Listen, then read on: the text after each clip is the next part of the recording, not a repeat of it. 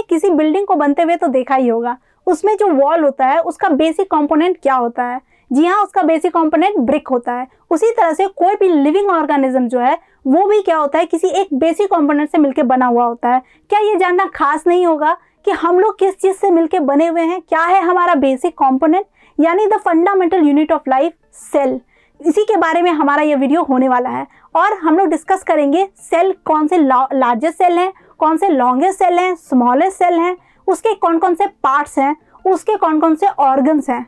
चौंक गए? जी हाँ, ऑर्गन्स। सेल के भी ऑर्गन्स होते हैं जिसको सेल ऑर्गेनेल बोलते हैं। और सेल ऑर्गेनेल जैसे कि mitochondria, Golgi apparatus, endoplasmic reticulum, ऐसे कुछ चीज़ों के बारे में हम लोग डिटेल में जानेंगे। साथ में मैं कुछ फैक्ट्स को भी डिस्कस करूंगी जिसको बिल्कुल भी स्किप मत करना, क्योंकि ऐसे क्वेश्चन बन जाते हैं एमसीक्यूज वगैरह में जहाँ पे ऐसे फैक्ट्स आ जाते हैं, तो ये आपके लिए होने वाला है बहुत इंपॉर्टेंट। और साथ में हम लोग डिटेल डायग्राम बेस्ड क्वेश्चंस भी करेंगे जिसमें 3D डायग्राम्स यूज़ किया है मैंने, ताकि वो आपके दिमाग में फिट हो जाए और आपको स्टिक हो जाए, आपको कहीं भी कभी भी कोई दिक्कत ना हो और आपको याद ना करना पड़े, लर्न ना करना पड़े, सब कुछ आपको समझ आ जाए। कॉन्सेप्ट बेस्ड एजुकेशन करने वाले हैं आज हम लोग। तो चलो मैं और आप मिलके स्टार्ट करते हैं। आज के इस क्लास में हम एक बहुत इंपॉर्टेंट टॉपिक डिस्कस कर रहे हैं, जो कि मैंने बताया कि सेल के बारे में डिस्कस कर रहे हैं। लेकिन सबसे पहली बात है कि सेल हमने क्लास 8 में भी पढ़ाई की थी और क्लास 9 में भी पढ़ रहे हैं। इसमें डिफरेंस क्या होगा कि जब हमने सेल की पढ़ाई की थी क्लास 8 में, हम ज़्यादा डीप में सेल ऑर्गेनेल्स को हमने नहीं जाना था, लेकिन 9 में ये सारे चीज़ बहुत मैटर करेंगे। यानी कि हम कोई भी एक भी सेल ऑर्गेनेल को स्किप नहीं करने वाले हैं, सारे को हम लोग क्या करेंगे, इन डिटेल इन डेप्थ थोड़ा सा पढ़ाई कर लेंगे। और मैंने पहले ही डिस्क्लेमर दिया है अपने वीडियोस का कि अगर आपको ज़्यादा जानकारी चाहिए, डीप नॉलेज चाहिए, तो हमारा वीडियो आपके लिए बहुत हेल्पफुल हो जाएगा। सिर्फ बुकिश नॉलेज हम लोग प्रोवाइड नहीं कर रहे हैं, तो इसके लिए गेट रेडी और हम लोग देखते हैं क्या क्या करने वाले हैं इस क्लास में। तो पहले तो हम लोग देखेंगे कि सेल होता क्या है और सेल जो है उसका क्या फंक्शन है, क्यों ज़रूरी है सेल, ये देख लेंगे हम लोग। फिर हम लोग उसकी हिस्ट्री और डिस्कवरी को जानेंगे कि कौन कौन से साइंटिस्ट इसमें लगे थे और कैसे हम लोग को सेल के बारे में इतना इन्फॉर्मेशन पता है, राइट।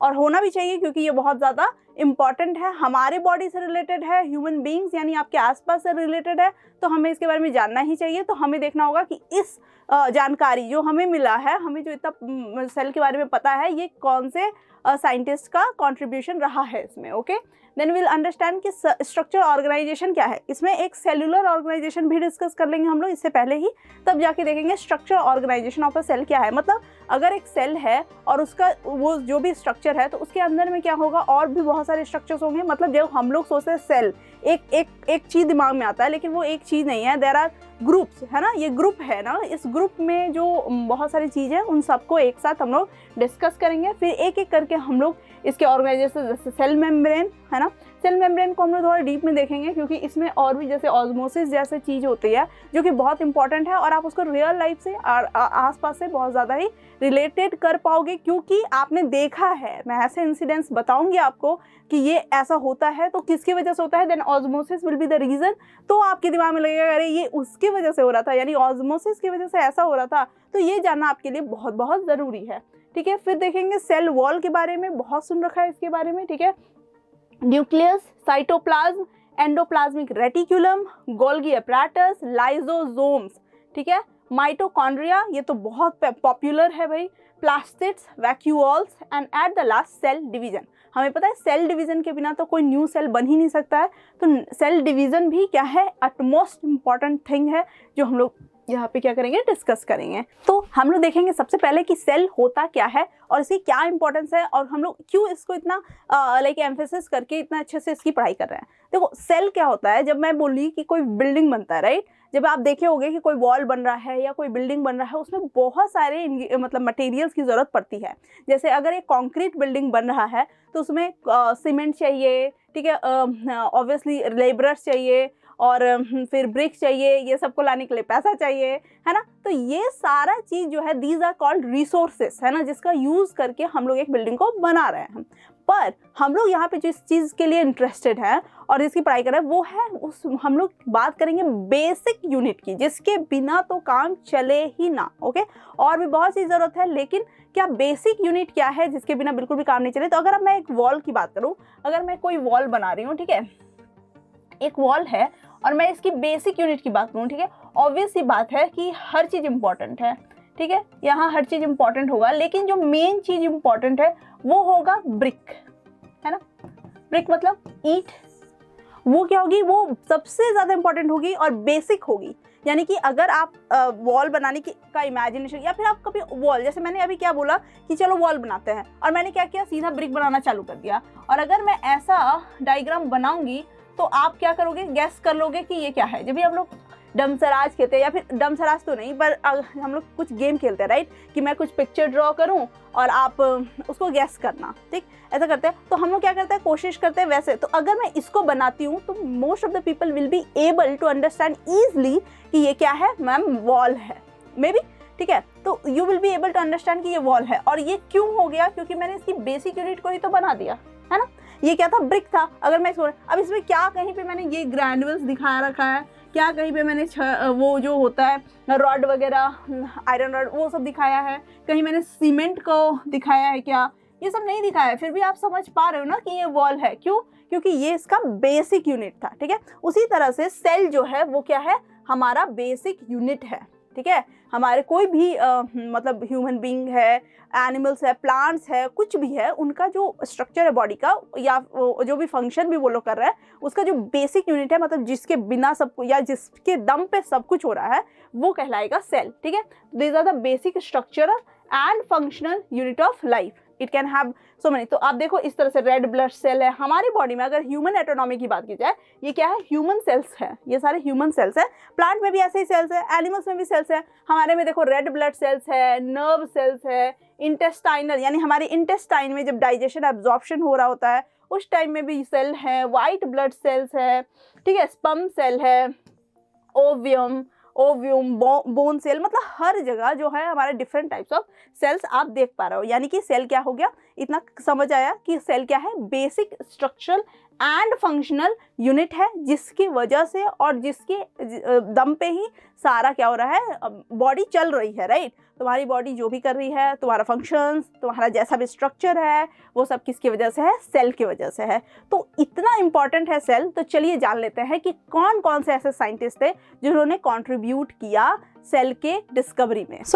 हमने डिस्कस किया सेल के बारे में। जब हम सेल के बारे में डिस्कस कर रहे थे तो हमें ये समझना है कि सेल के बारे में जो हम इतना इन्फॉर्मेशन लेके आते हैं, या हम लोग इतनी बातें करते हैं सेल के बारे में, वो इन्फॉर्मेशन हमें मिला कहाँ से और इसकी शुरुआत कैसे हुई, ये जानना बहुत इंटरेस्टिंग होगा। यानी कि हिस्ट्री ऑफ द सेल, यानी कि डिस्कवरी सेल का। सबसे पहली बात, हमारे अगर सेल का कहा जाए कि सबसे ज़्यादा इंपॉर्टेंट कोई नाम, तो वो है रॉबर्ट हुक, ठीक है। रॉबर्ट हुक एक सबसे इंपॉर्टेंट नाम है, ठीक है, रॉबर्ट हुक, ठीक है। इन्होंने क्या किया, 1665 में इन्होंने एक बार्क ऑफ ट्री, ठीक है, बार्क ऑफ ट्री था, बहुत ही थिन बार्क ऑफ ट्री, या फिर कह लो कॉर्क था, थिन स्लाइस ऑफ कॉर्क, ठीक है। यानी कि ये कैसा सेल होगा, ऑब्वियसली आपने ट्री देखा है, ठीक है, ट्री का बार्क यानी कोई उसका छिलका, एक टुकड़ा, ठीक है, देखा, तो वो कैसा होगा, एकदम से डेड सेल होगा। कैसा होगा, डेड सेल होगा ये। अब आप सोचेंगे डेड भी सेल होता है, तो हाँ, सेल डेड हो सकते हैं, लिविंग सेल हो सकते हैं। तो ऑब्वियसली ये कैसा सेल था, ये एक डेड सेल था। तो इन्होंने क्या किया, जब देखा तो इन्हें दिखा कि ये क्या है, रूम लाइक स्ट्रक्चर्स थे, ठीक है, रूम जैसे थे, मतलब ऐसा बना हुआ था, ठीक है। तो जब इन्होंने इसको ऐसे देखा तो ऑब्वियसली इन्होंने इसे कॉइन किया कि भाई ये क्या है, सेल है। इन्होंने इसको सेल नाम दिया। अब सेल नाम देने के पीछे ये वजह है क्योंकि सेल का मतलब होता है, सेल क्या है, एक लैटिन वर्ड है, क्या कैसा वर्ड है, लैटिन वर्ड है, और इस लैटिन वर्ड का मतलब होता है रूम, ठीक है, या खाली स्पेस, ये इसका मतलब होता है। तो इन्होंने क्या किया, इसका नाम सेल रख दिया, राइट। एंड ऑब्वियसली ये बहुत ही अच्छे से आपको क्लियर हो रहा होगा कि ये सेल कैसा था, हॉलो था, और इसका स्ट्रक्चर थोड़ा हनीकॉम्ब टाइप का था। आप देख पा रहे हो यहाँ पे, ये कैसा, ऐसा स्ट्रक्चर था, हनीकॉम्ब टाइप का स्ट्रक्चर था, और जिसकी वजह से हम लोग इसको क्या बोलते थे, ये क्या था, रूम लाइक स्ट्रक्चर था, इसीलिए इसका नाम सेल दिया गया। यानी कि कहा जाए तो सबसे पहले अगर सेल को किसी ने देखा तो वो थे रॉबर्ट हुक। पर वो सेल कैसा था, डेड सेल था। और जब उन्होंने यूज़ किया माइक्रोस्कोप, ठीक है, बट वो माइक्रोस्कोप कुछ ऐसा था, यानी वो क्या था, एकदम ही प्रिमिटिव माइक्रोस्कोप था। प्रिमिटिव बोला तो प्रिमिटिव मतलब वो उतना वेल डिफाइंड या वेल डेवलप्ड माइक्रोस्कोप नहीं था, इसीलिए ही was only able to see the dead cell. उन्होंने डेड सेल को ही देखा, डेड ही सेल को समझ पाए, क्योंकि वो क्या थे, अच्छे से उनके पास वो मैग्नीफाइड वाला माइक्रोस्कोप नहीं था। माइक्रोस्कोप का अच्छा होना वो बहुत ज़्यादा ज़रूरी हो जाता है जब आप सेल के स्ट्रक्चर को देख रहे होते हो। इसका मैग्नीफाइंग जो क्वालिटी होती है वो बहुत इंपॉर्टेंट है, तो उनके पास तो वो थी नहीं, तो उन्होंने सबसे पहला काम वो किया। लेकिन उन्होंने हमें क्या दिया, एक बहुत इम्पॉर्टेंट नाम दे दिया जो कि हम लोग क्या है आज तक पढ़ते आ रहे हैं। उन्होंने कह दिया कि सारा सेल जो है वो क्या है, एक जब कोई देखोगे तुम सेल को अच्छे से स्ट्रक्चर, तो एक रूम लाइक स्ट्रक्चर दिख जाएगा जिसको कि हम लोग सेल कह सकते हैं। उसके बाद आया ल्यूवेनहुक, ठीक है, 1674 में ल्यूवेनहुक, ठीक है, ल्यूवेनहुक ने क्या किया, उन्होंने देखा लिविंग सेल्स को, ठीक है, उन्होंने क्या देखा, पहली बार उन्होंने देखा लिविंग सेल्स को। और इन्होंने कहाँ पे देखा, तो पॉन्ड वाटर में, पॉन्ड वाटर में, ठीक है, पॉन्ड वाटर में इन्होंने देखा लिविंग सेल्स को। और उस टाइम में इन्होंने थोड़ा सा मैग्नीफाइड माइक्रोस्कोप यूज किया था, जिसकी वजह से वो क्या थे, एबल थे देख पाने में लिविंग सेल को। इतना क्लियर हुआ क्या? अभी मैं बात करूं अगर रॉबर्ट ब्राउन की, रॉबर्ट ब्राउन इन 1831 इन्होंने बात की न्यूक्लियस की, कि अगर बात की जाए कि कोई सेल है, ठीक है, ऑब्वियसली जब उन्होंने देखा था, रॉबर्ट हुक ने इसको देखा था, ये कुछ ऐसा था, यानी हॉलो था। लेकिन जब लिविंग सेल को देखा गया तो उसमें कुछ तो सेंटर पार्ट था, ठीक है, कुछ सेंटर पार्ट था जिसको रॉबर्ट ब्राउन ने इसे क्या बोला कि ये क्या है, इट्स अ न्यूक्लियस। ये क्या है, न्यूक्लियस है, यानी कि सारा सेल, जितने भी लिविंग सेल्स थे, नॉट डेड सेल बट जितने भी लिविंग सेल्स थे, वो क्या है, हॉलो नहीं है, उनमें कुछ तो सब्सटेंस है in the middle of it, जो क्या है सेंटर पार्ट में, जो कि क्या है, न्यूक्लियस है। ये नाम दिया था इन्होंने रॉबर्ट ब्राउन ने 1831 में, राइट। तब आता है एक और नाम, वो है स्केलिडन 1838 एंड सिवॉन 1839, ठीक है, ये देख लीजिए, स्केलिडन एंड सिवॉन, इन्होंने बताया कि सेल जो होते हैं, जितने भी सेल हैं, ठीक है, वो क्या होते हैं, बेसिक होते हैं structural and functional unit. Basic structural and functional unit होते हैं किसके, प्लांट के भी और एनिमल के भी, क्योंकि उनमें से एक बॉटनिस्ट थे और एक जूलॉजिस्ट थे। तो एक ने बताया कि ये प्लांट का बेसिक स्ट्रक्चर है और दूसरे ने बताया कि ये एनिमल्स के लिए भी बेसिक स्ट्रक्चर सेल ही होता है। यहाँ से एक चीज बन के आता है जिसको हम लोग क्या बोलते हैं, सेल थ्योरी, ठीक है। इन्होंने प्रोपाउंड किया सेल थ्योरी को, जिसमें इन्होंने दो थ्योरी पहले दी, ठीक है, इन 1838 एंड 39। ड्यूरिंग दिस पीरियड इन्होंने क्या बोला कि सेल क्या है, स्ट्रक्चरल यूनिट है, ठीक है, स्ट्रक्चरल बेसिक स्ट्रक्चरल यूनिट है, किसका, प्लांट और एनिमल दोनों का। और फिर उन्होंने बोला कि ये क्या है, फंक्शनल यूनिट भी है, क्या है, फंक्शनल, बेसिक फंक्शनल यूनिट है प्लांट और एनिमल का। अब अगर इसकी बात की जाए तो क्वेश्चन भी आते हैं कि क्यों सेल को structural basic structure and functional unit बोला जाता है। जैसे कि आपके चैप्टर का भी नाम है fundamental unit of life. Fundamental unit मतलब बेसिक यूनिट ऑफ लाइफ, जिसकी वजह से लाइफ क्या है, पूरा है। तो इसको हम लोग स्ट्रक्चर और फंक्शन क्यों बोलते हैं, जैसे मैंने बताया था कि जब हम लोग वॉल बना रहे थे तो उसमें ब्रिक जो है वो उसके स्ट्रक्चर को डिफाइन करता है ना। यानी कि हमारे बॉडी में जो हमारा स्ट्रक्चर है, जो भी स्ट्रक्चर है, regular irregular whatever it is, तो वो सारा क्या है, सेल के द्वारा दिया गया है। और ये हो गया स्ट्रक्चर, यानी कि बेसिक स्ट्रक्चर अगर देखा जाए तो उसमें सेल का रोल है। और अगर बात की जाए हमारे फंक्शंस की, जो भी फंक्शंस आप कर रहे होते हैं वो सब क्या है, किस चीज़ से बना होता है। इसको मैं एक बार हायरार्की में समझा के दिखाती हूँ कि जैसे हमारा जो बेसिक स्ट्रक्चर है, हमारा जो बेसिक फंक्शंस है, वो बना होता है किससे, और हमारा ऑर्गन सिस्टम। लेट सपोज मैं एक एग्जांपल लेती हूँ, किसका, डाइजेस्टिव सिस्टम का, ठीक है, किसका, डाइजेस्टिव सिस्टम।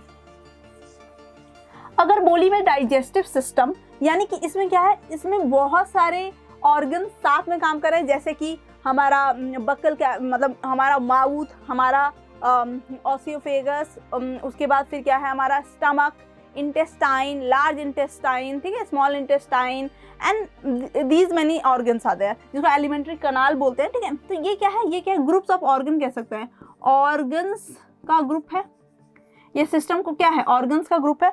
अब एक बात बताओ, ऑर्गन्स कैसे बना हुआ होता है। ऑर्गन्स बना होता है टिश्यू से मिलके, किससे मिलके, टिश्यूज जो होते हैं वो ग्रुप बना के एक ऑर्गन को बनाते हैं। फिर ये टिश्यूज जो है वो किससे मिलके बना होता है, ये मिलना होता है सेल से मिलके।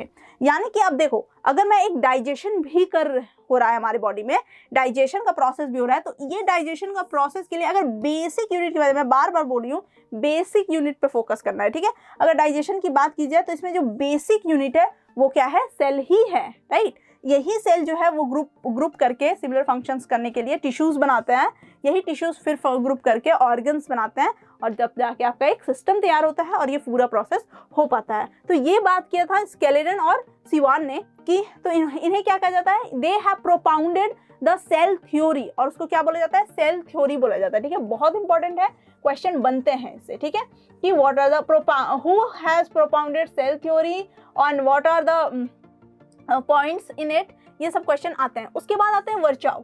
ठीक है, जो वर्चाउ हैं 1855 में, कब 1855 में, यानी कि बहुत दिन, इस सेल थ्योरी के बहुत दिन बाद इन्होंने क्या किया, मॉडिफाई किया सेल के थ्योरी को, यानी कि इन्होंने कोई चेंजेस नहीं लाया, बट इन्होंने एक और चीज ऐड ऑन किया। यहाँ पे तो था स्ट्रक्चरल एंड फंक्शनल के बारे में, ठीक है, ये तो पहले से था। थर्ड पॉइंट इन्होंने ऐड किया, उन्होंने बोला कि जो सेल जो होते हैं ना, वो क्या होते हैं, every cell is made from the pre existing cells, pre existing cells, सारे सेल्स जो होते हैं। और इसके बारे में लास्ट में भी हम लोग करेंगे, सेल डिवीजन करेंगे। ठीक है, सेल डिवीजन से ही हम लोग को मिलता है ना, तो ये हम लोग बात करेंगे। मतलब तो आपने सुना, जैसे कि हम लोग सारे किससे बने होते हैं, जैसे एम्ब्रियो से हम लोग बनते हैं, राइट, फिर सेल बनता है, एम्ब्रियो इज सेल। ठीक है, अब इससे क्या होता है, फिर एक ह्यूमन बनता है। तो हम लोग क्या है, सब कोई किससे बना हुआ है, एक प्री एग्जिस्टिंग सेल से बना हुआ है, राइट, एक प्री एग्जिस्टिंग सेल से बना हुआ होता है। तो ये इन्होंने प्रोपाउंड किया, तब जाके ये सेल थ्योरी क्या हुई, कंप्लीट हुई। यानी कि आज के डेट में आप पढ़ते हो इस सेल थ्योरी को, तो आपको ये तीनों पॉइंट लिखने होते हैं, और ये तीनों पॉइंट क्या है, इंपॉर्टेंट है, क्योंकि सेल थ्योरी बिना तीनों के कंप्लीट नहीं हो सकती है। यानी कि आपको ये भी लिखना है कि सेल क्या है, structure and functional unit of life है, और उसके बाद क्या है, ये क्या होता है, every cell is made up of pre existing cells. ठीक है, तो ये पूरा बना के इन्होंने, वर्चाउ ने इसको क्या किया, मॉडिफाई किया। तो ये सारे क्या थे, कंट्रीब्यूटर से। आप सबके पिक्चर्स को याद रखना, क्योंकि अच्छा होता है ना, जब आप अगर किसी ने कंट्रीब्यूशन दिया है, अगर ठीक है, किसी चीज़ के डिस्कवरी में, तो you should obviously remember them, recognise them. कोई पूछ ले कि ये कौन है, तो ल्यूवेनहॉक है। इस तरह से आपको सबके पिक्चर्स के साथ आपको जानना ज़रूरी है इनके बारे में। तो ये थे कुछ ऐसे कंट्रीब्यूटर्स जिन्होंने अपने ऑब्वियसली नॉलेज से और अपने इंटेलिजेंस से हम लोग को क्या किया, सेल के बारे में बहुत कुछ बताया। तो एक चीज़ और मैं बता दूं कि ये जो धीरे धीरे न्यू चीज़ें आती गई हमारे सामने, इसके साथ साथ क्या हुआ, माइक्रोस्कोप का भी डेवलपमेंट होता चला गया। मतलब मैग्नीफिकेशन पावर जो है इसका बढ़ता चला गया। लेंसेस आ गए, बहुत सारे लेंसेस डिस्कवर हुए, जिसकी वजह से माइक्रोस्कोप की क्वालिटी क्या हुई, बढ़ती चली गई। इसमें मैं एक फैक्ट और ऐड कर देती हूँ कि जब माइक्रोस्कोप की बात कर ही रहे हैं, तो जब आपको क्या होता है, एक नॉर्मल एक तो प्रिमिटिव माइक्रोस्कोप था, ठीक है, एक प्रिमिटिव माइक्रोस्कोप था, जिस माइक्रोस्कोप का क्या है, इसका यूज किया था रॉबर्ट हुक ने, राइट, ये प्रिमिटिव था, राइट। अब उसके बाद आया, उसके बाद जो है एक बोलते हैं कंपाउंड माइक्रोस्कोप। ठीक है, जो ये कंपाउंड माइक्रोस्कोप होता है, ये होता है नॉर्मल माइक्रोस्कोप, जो हम लोग भी लेबोरेटरी वगैरह में यूज कर लेते हैं। तो क्यों, क्योंकि ये क्या है, एक नॉर्मल, इसका क्या है, मैग्नीफिकेशन पावर जो है, एक नॉर्मल मैग्नीफिकेशन पावर है, और इस मैग्नीफिकेशन के बदौलत हम लोग क्या कर सकते हैं, बेसिक स्ट्रक्चर को, किसी भी सेल के बेसिक स्ट्रक्चर को हम लोग क्या कर सकते हैं, देख सकते हैं। उसके बाद आता है, और इससे भी बेहतर, उसको बोलते हैं इलेक्ट्रॉन माइक्रोस्कोप।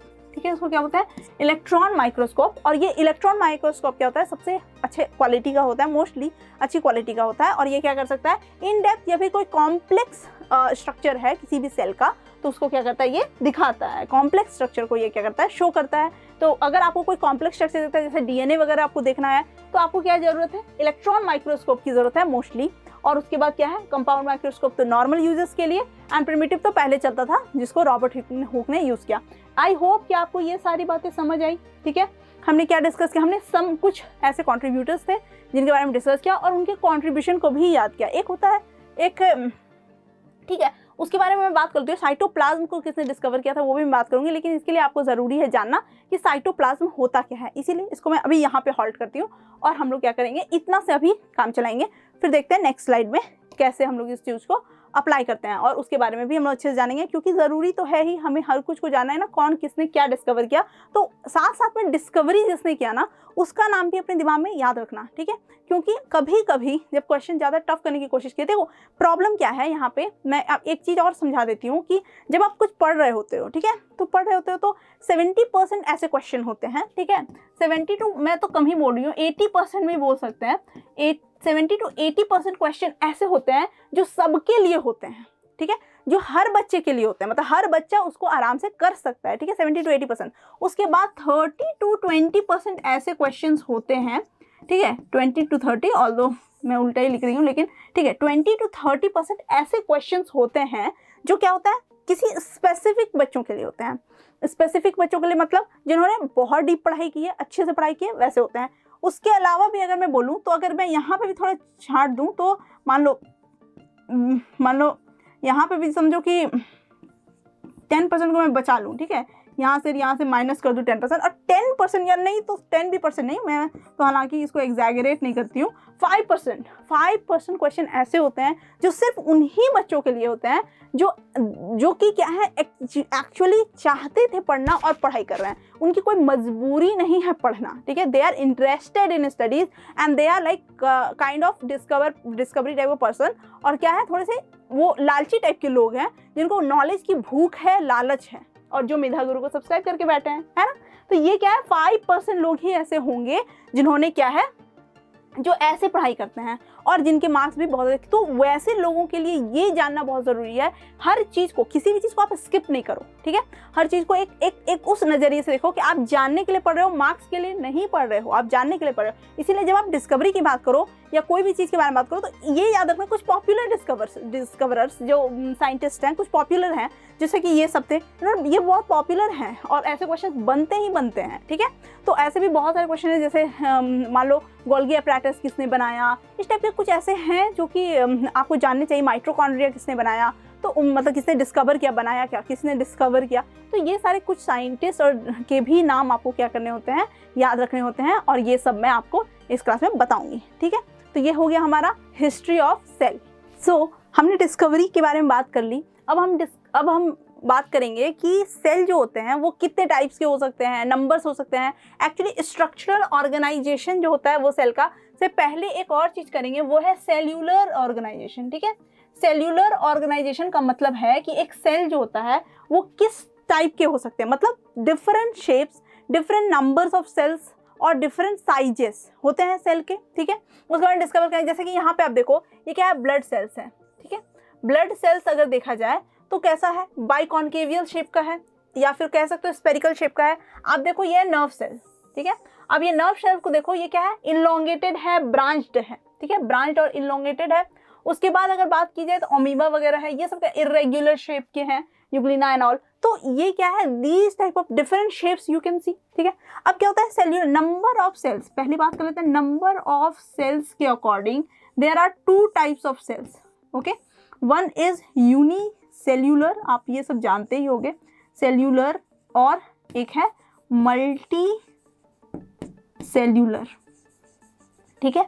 यूनिसेल्यूलर का सिंपल सा मतलब है, यूनि मतलब होता है 1, तो ऐसे ऑर्गेनिज्म जो क्या है, जो जिनमें क्या है, सिर्फ एक ही सिंगल सेल प्रेजेंट है। मल्टी सेल्यूलर का मतलब होता है मैनी, मोर देन 1, और इसका मतलब है कि ऐसे ऑर्गेनाइजेशन जिसमें क्या है, मोर देन 1 सेल्स प्रेजेंट है। इसकी अगर बात की जाए तो ऑब्वियसली हमारा अमीबा क्या है, इसका एक एग्जांपल है, और इसकी बात की जाए तो ह्यूमन बीइंग हमारा एक एग्जांपल है, ठीक है। Unicellular and multi cellular, differences क्या है, ऑब्वियस सी बात है कि इसके क्या है, सेल है। अभी इसमें जो फंक्शंस होंगे थोड़े से स्लो हो सकते हैं, इसके फंक्शन थोड़े से वास्ट और मॉडिफाइड हो सकते हैं, ठीक है। तो ऐसे क्या है, लेकिन ऐसा नहीं है कि कोई भी ऐसा फंक्शन जो कि मतलब मल्टी सेल्यूलर कर सकता है और यूनिसेल्यूलर नहीं कर सकता, ऐसा नहीं है। मोस्ट ऑफ द फंक्शंस क्या है, ये कर सकते हैं। अमीबा को आप देख ही रहे हो, ठीक है, इसके सेल। अभी अमीबा में एक चीज होता है, उसको बोलते हैं फिंगर लाइक प्रोजेक्शन होता है, जिसको बोलते हैं सूडोपोडिया, ठीक है, सूडोपोडिया बोलते हैं,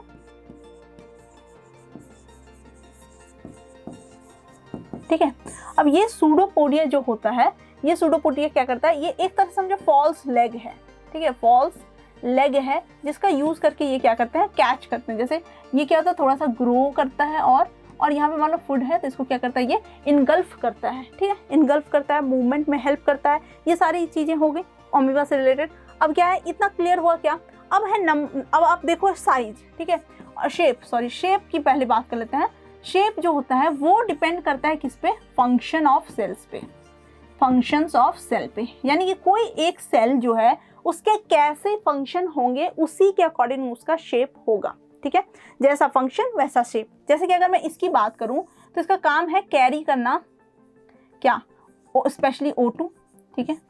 अगर इसकी बात करें, इसीलिए इसका शेप क्या है, ऐसा है। इसका शेप आप देख रहे हो ब्रांच्ड शेप है, मतलब ये क्या करता है इन्फॉर्मेशन, ये आपका डेंड्राइट्स है, ठीक है, दीज आर द डेंड्राइट्स। मतलब एक्चुअली अगर देखा जाए ये सारे के ये सारे के बाद में, तो ये क्या है, नर्व फाइबर्स हैं, नर्व फाइबर्स हैं, ठीक है।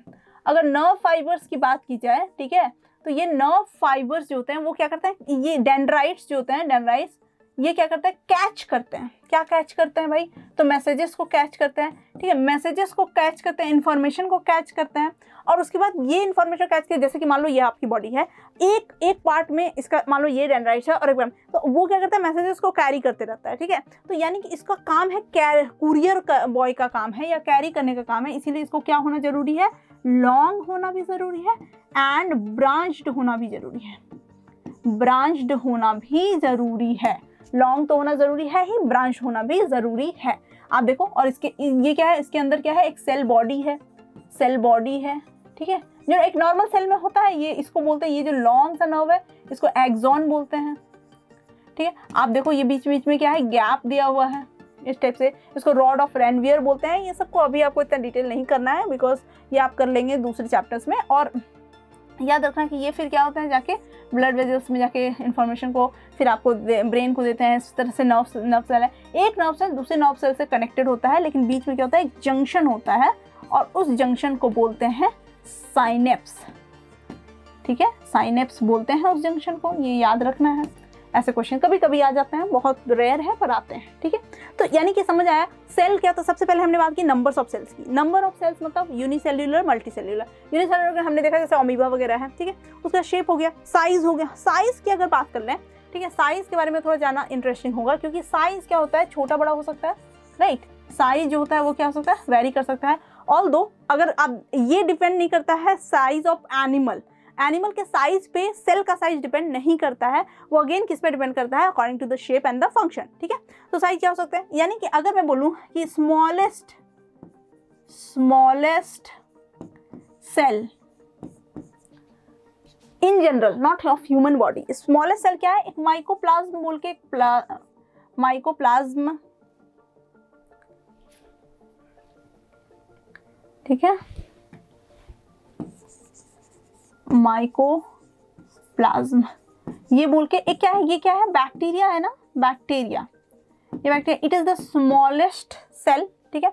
और अगर देखा जाए लार्जेस्ट सेल का, लार्जेस्ट सेल की बात की जाए तो कौन सा है भाई, ऑस्ट्रिच एग, सबको पता ही है ऑस्ट्रिच एग, और स्पेशली द यॉक पार्ट, है ना, ऑस्ट्रिच एग का यॉक पार्ट। तो ये क्या है, लार्जेस्ट और स्मॉलेस्ट सेल से रिलेटेड इन्फॉर्मेशन हो गया। ह्यूमन बॉडी में भी ब्लड सेल जो है आरबीसी। अच्छा, एक और चीज कि इरेगुलर रेगुलर शेप होते हैं, जैसे अगर हम लोग बोले white blood cell in human being, white blood cell, या आप लोग इसको बोलते हैं WBC, ये जो है ये क्या है, इसकी शेप क्या है, इरेगुलर है, ठीक है, इसमें ऐसा करके शेप होता है, तो ये इरेगुलर टाइप के शेप है, ठीक है। अमीबा आपका इरेगुलर शेप का है, तो मतलब शेप क्या हो सकता है, रेगुलर, इरेगुलर भी हो सकता है, स्मॉल, लार्ज हो सकता है। हमारी बॉडी में क्या है, ये नर्व जो है, ये आप देखो लॉन्गेस्ट सेल है हमारी बॉडी का, ठीक है, स्पर्म सेल है, वो बहुत स्मॉल होता है, ठीक है। अब आप देखो उस स्पर्म सेल जो होता है वो ऐसा होता है, उसमें एक टेल होता है, ठीक है, इसमें टेल होता है। क्यों होता है, क्योंकि इसका मूवमेंट होना है, और मूवमेंट के लिए इसे क्या चाहिए, टेल की जरूरत है। ये it has to be fast, ठीक है, इसको क्या होना होगा, फास्ट होना होगा, इसके लिए इसके में क्या है, टेल है। तो ये सारा इंफॉर्मेशन किससे रिलेटेड है, सेल के स्ट्रक्चर, मतलब सेल्यूलर ऑर्गेनाइजेशन से रिलेटेड है, कि इसके सेल मतलब सेल क्या है, कैसे शेप के होते हैं, कैसे साइजेस के होते हैं, नंबर्स ऑफ सेल्स क्या हो सकते हैं, ठीक है। तो अगर आप बात की जाए ह्यूमन की, तो ह्यूमन क्या होते हैं, ऑब्वियसली मल्टी सेल्यूलर होते हैं। और देखा जाए तो अगर यूनिसेल्यूलर की बात की जाए तो यूनिसेल्यूलर में अगर देखा जाए तो कुछ बैक्टीरियाज होते हैं, बैक्टीरियाज, ठीक है, बैक्टीरिया होते हैं, फंगी हो सकते हैं, ठीक है, फंगी ऑल्दो मल्टी सेल्यूलर के एग्जाम्पल्स हैं, सिर्फ बैक्टीरियाज वगैरह हैं जो कि यूनिसेल्यूलर है। इतना क्लियर है क्या, क्योंकि हमें ये समझना बहुत ज़रूरी था कि सेल जो होते हैं उसके क्या स्ट्रक्चर होंगे और कैसे फंक्शन। तो यानी अभी इतना क्लियर हुआ कि सेल का जो स्ट्रक्चर होता है और जो वो उसके फंक्शन पे डिपेंड करता है, ठीक है, उसी के अकॉर्डिंग उसके नंबर ऑफ सेल्स। तो हमारे जितना वैरायटी है, जैसा कॉम्प्लेक्सिटी है, बॉडी का उस हिसाब से नंबर ऑफ सेल्स होते हैं। आई होप इतना आपको क्लियर हुआ।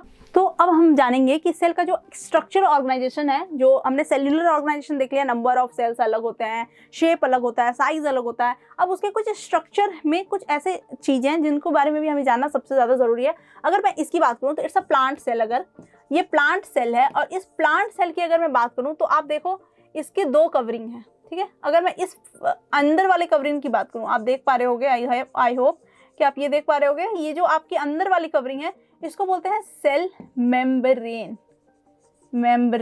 लेकिन जब डेफिनेशन पढ़ोगे तो आपको थोड़ा आश्चर्य होगा, क्योंकि सेल मेम्ब्रेन को कहा जाता है it's the outer most covering, ठीक है। इसको बोला जाता है outer most covering of any cell. लेकिन आउटर मोस्ट क्यों बोला? क्योंकि ये क्या है, लिविंग सेल है, लिविंग सेल है और आउटर मोस्ट लिविंग सेल यही है।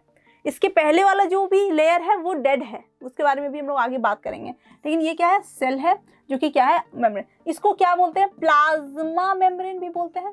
क्या नाम है इसका? Plasma membrane. यानी कि अगर मैं मोटा मोटी डेफिनेशन देख लूं तो डेफिनेशन कह रहा है कि आपका कोई भी ऐसा सेल, राइट, कोई भी सेल जिसकी सबके आउटर मोस्ट कवरिंग जो है, outer most covering by living cells, ठीक है, या फिर लिविंग आउटर मोस्ट कवरिंग, ठीक है, लिविंग आउटर मोस्ट कवरिंग जो है वो क्या है, वो है प्लाज्मा मेम्ब्रेन या फिर सेल मेम्ब्रेन। ये क्या होता है, प्रोटीन्स वगैरह से बना हुआ होता है, इसीलिए इसमें क्या होता है, फ्लेक्सिबल होता है। ये कैसा होता है, फ्लेक्सिबिलिटी इसमें आती है, ये फ्लेक्सिबल होता है, राइट। तो अभी हो गया। इसको सिलेक्टिवली एक मिनट, ओके, इसको क्या बोलते हैं, selectively permeable, selectively permeable membrane, ठीक है। देखो सिलेक्टिवली परमिएबल मेम्ब्रेन भी बोलते हैं। अच्छा, अभी ये समझ लेंगे कि सिलेक्टिवली परमिएबल मेम्ब्रेन क्यों बोलते हैं। आप यहाँ स्ट्रक्चर देखो, ये आपका क्या है, मेम्ब्रेन है। अब इसका स्ट्रक्चर जैसे देखो, ये प्रोटीन मॉलिक्यूल्स वगैरह है, ठीक है, ये अंदर में फ्लूइड है, डबल लेयर ऑफ फैट है, ये सबसे मिलके क्या बना होता है आपका, ये है पूरा स्ट्रक्चर ऑफ सेल मेम्ब्रेन। ये आपका सेल मेम्ब्रेन का एक पूरा स्ट्रक्चर है, ठीक है। आप देखो ये पूरा स्ट्रक्चर है। ये क्या करता है, एक तरह से अंदर लेता है ना, सिलेक्टिवली, नॉट एवरीथिंग, ठीक है। सिलेक्टिवली ये क्या करता है, सिलेक्ट करता है कुछ चीज़ों को। परमिएबल है मतलब परमिट करता है कुछ ही चीज़ों को अंदर आने के लिए, और कुछ चीज़ें क्या है, बाहर ही रह जाती हैं। और ये outer inward movement and outward movement दोनों को सपोर्ट करता है, समझा है। यानी कोई सेल, इसका ये वाला जो कवरिंग है, ये कैसी कवरिंग है, या एक तरह से फिल्टर का काम करती है ना। यानी कि आपके जो सेल कंटेंट है, ये आपका क्या है, सेल कंटेंट है। ये कंटेंट को ये क्या करती है, बाहर आने से रोकती है, और बाहर का एटमॉस्फेयर में कुछ ऐसे अनवांटेड हैं चीज़ें, उस चीज़ को अंदर आने से भी रोकती है। या फिर यूँ भी कह सकते हैं कि कुछ चीज़ें जो आने लायक है उसको अंदर आने का अलाउ करती है, और जो चीज़ बाहर जाने लायक है उसको बाहर जाना अलाउ करती है, ठीक है। तो ये क्या है, ये फंक्शन है सेल मेम्ब्रेन का, इसीलिए इसको क्या बोलते हैं, सिलेक्टिवली परमिएबल मेम्ब्रेन या प्लाज्मा मेम्ब्रेन या पार्शियली परमिएबल मेम्ब्रेन, ऐसा करके इसके बहुत सारे नाम हैं, ठीक है। अब ये जो मेम्ब्रेन होता है, ये मैंने बताया प्रोटीन वगैरह से मिलके बना होता है, इसीलिए इसको क्या बोलते हैं, फैट से, लिपिड से मिलके बना होता है, प्रोटीन और फैट इनसे मिलके बना होता है, इसीलिए ये क्या होता है, फ्लेक्सिबल होता है, ठीक है। कोई भी चीज़ जाए ना तो ये क्या करता है, उसको डाइजेस्ट कर लेता है, ठीक है, डाइजेस्ट कर लेता है, और उसके बाद फिर परमिट करता है अकॉर्डिंग टू देयर रिक्वायरमेंट, ठीक है। ये हमारा हो गया सेलेक्टिव प्लाज्मा मेम्ब्रेन। अब सबसे इंपॉर्टेंट यहाँ पे क्या है कि अगर आप बात करो प्लाज्मा मेम्ब्रेन की, ऑब्वियसली ये तो लिविंग है ही, लेकिन प्लाज्मा मेम्ब्रेन क्या करता है, एक बहुत इंपॉर्टेंट फंक्शन करता है। अब मैं इसको एक एग्जांपल से बताती हूँ कि जैसे मान लो कि आपका एक ग्लास है, ठीक, एक ग्लास है, और उसमें क्या रखा मैंने, वाटर रखा, और उसमें क्या किया मैंने, उसमें डाल दिया मैंने लेट्स सपोज सॉल्ट, ठीक है, हमने इसमें सॉल्ट डाला। आप देखोगे कि कुछ देर बाद ये आपका क्या था, सॉल्ट मॉलिक्यूल्स था, ठीक है। अब ये सॉल्ट मॉलिक्यूल क्या करेगा, धीरे धीरे वाटर मॉलिक्यूल के साथ मिक्स होना चालू हो जाएगा, और एक टाइम आएगा जब आप क्या करोगे, देखोगे ये, इस प्रोसेस को बोलते हैं, एक नाम दिया जाता है, इस प्रोसेस को बोलते हैं डिफ्यूजन, ठीक है, डिफ्यूजन बोला जाता है। अब एक इसमें क्या है, इस डिफ्यूजन में, अच्छा इसका एक और एग्जांपल मैं देती हूँ कि जैसे मैंने बोला कि अगर हम लोग यहाँ पे हैं, अगर परफ्यूम को छिड़क दिया, रूम के किसी भी कॉर्नर में परफ्यूम छिड़का जाए, तो वो परफ्यूम का जो स्मेल है वो क्या होता है, हमारे तक भी आ जाता है। कब तक, जब तक कि वो हमारे तक ना जाए, हर इंसान को, इस रूम में रहने वाले हर एक पर्सन को same smell, same amount of smell या फ्रेग्रेंस ना मिल जाए, तब तक वो क्या होता है, परफ्यूम क्या होता है, स्प्रेड होता रहता है। इस प्रोसेस को हम लोग डिफ्यूज़न बोलेंगे। इस प्रोसेस को हम लोग क्या बोलेंगे, डिफ्यूज़न। और इसमें कोई भी परमिएबल मेम्ब्रेन की ज़रूरत नहीं है, ठीक है, ये परमिएबल मेम्ब्रेन की जरूरत नहीं है। अच्छा, इस परमिएबल मेम्ब्रेन का एक्सपेरिमेंट वगैरह जब करते हैं तो हम लोग इसके जगह पे एग मेम्ब्रेन भी यूज़ करते हैं, पेचीमेंट पेपर भी यूज़ करते हैं। तो ये क्या हो सकता है, ऐसे बहुत सारे हो सकते हैं चीज़ जिसको हम लोग इसकी तरह यूज़ करते हैं। अब हमने डिफ्यूज़न देख लिया। अब डिफ्यूज़न के बाद इसी से रिलेटेड बहुत इंपॉर्टेंट टॉपिक है, वो है ऑस्मोसिस। इसके बारे में हम लोग बहुत अच्छे से करेंगे। तो पहले हमने डिफ्यूज़न को अच्छे से क्लियर करती हूँ कि डिफ्यूज़न क्या है। डिफ्यूज़न इज द मूवमेंट, ठीक है, movement of molecules of any substance, यानी कि मूवमेंट है किसका, किसी भी मॉलिक्यूल का। जब मैंने परफ्यूम का एग्जांपल दिया वो कैसा था, गैसियस मॉलिक्यूल था ना, जो कि स्प्रेड हो रहा है। गैसियस मॉलिक्यूल था जो क्या हो रहा है, स्प्रेड हो रहा है एक जगह से दूसरी जगह। उसके बाद अगर मैं बात करूं कि जैसे मैंने मिक्स किया, सॉलिड को मिक्स किया मैंने, इस ग्लास में जो मैंने मिक्स किया ये क्या था, सॉलिड था। सॉलिड का भी हो गया मूवमेंट, ठीक है, सॉलिड का मूवमेंट हो गया। इस टाइप से अगर मैं देखूं तो यहाँ पे क्या हो रहा है, मूवमेंट हो रहा है किसी भी सब्सटेंस का, ठीक है, किसी भी सब्सटेंस का, और इसमें कोई भी परमिएबल मेम्ब्रेन की जरूरत नहीं है। लेकिन अगर मैं पर्टिकुलरली किसकी बात करूं, वाटर मॉलिक्यूल्स के मूवमेंट की, मूवमेंट ऑफ वाटर मॉलिक्यूल्स, तो जाके क्या हो जाएगा, ये डिफ्यूजन नहीं रह जाएगा। इसको एक स्पेशल नाम दिया गया है जिसको हम लोग बोलते हैं ऑस्मोसिस। इसको हमने इसको क्या बोलेंगे, एक स्पेशल नाम देंगे, उसको बोलते हैं ऑस्मोसिस। यानी कि osmosis is the movement of water molecules, ठीक है। अब यहाँ पे एक बहुत इंपॉर्टेंट फैक्ट आता है कि अगर मैं बोली कि ये मेरा बीकर था, ठीक है, इसमें क्या किया मैंने, इसमें मैंने वाटर मॉलिक्यूल्स को डाला है। आप देखो यहाँ पे वाटर मॉलिक्यूल्स है, और साथ में मैंने क्या किया, यहाँ पे मैंने कोई डाई कलर, कोई भी डाई कलर मैंने क्या किया है, यहाँ पे डाला, ठीक है। आप देख रहे हो ये जो डाई कलर है इसका अमाउंट यहाँ पे क्या है, ज़्यादा है, यानी ये क्या है, हाई कॉन्सेंट्रेशन में है इस जगह पे। और यहाँ पे ये सारी जगह में तो आप देख रहे हो कि क्या है, मॉलिक्यूल है ही नहीं, तो ये यहाँ पे क्या है, लो कॉन्सेंट्रेशन है, लो कॉन्सेंट्रेशन है किसका, डाई का। अब क्या होगा, यहाँ पे होगा कि जो आपका डिफ्यूजन टेक प्लेस कर रहा है, यानी कि अब ये जो मॉलिक्यूल्स है धीरे धीरे क्या होगा, स्प्रेड होना चालू हो जाएगा, ठीक है, स्प्रेड होगा, ठीक है।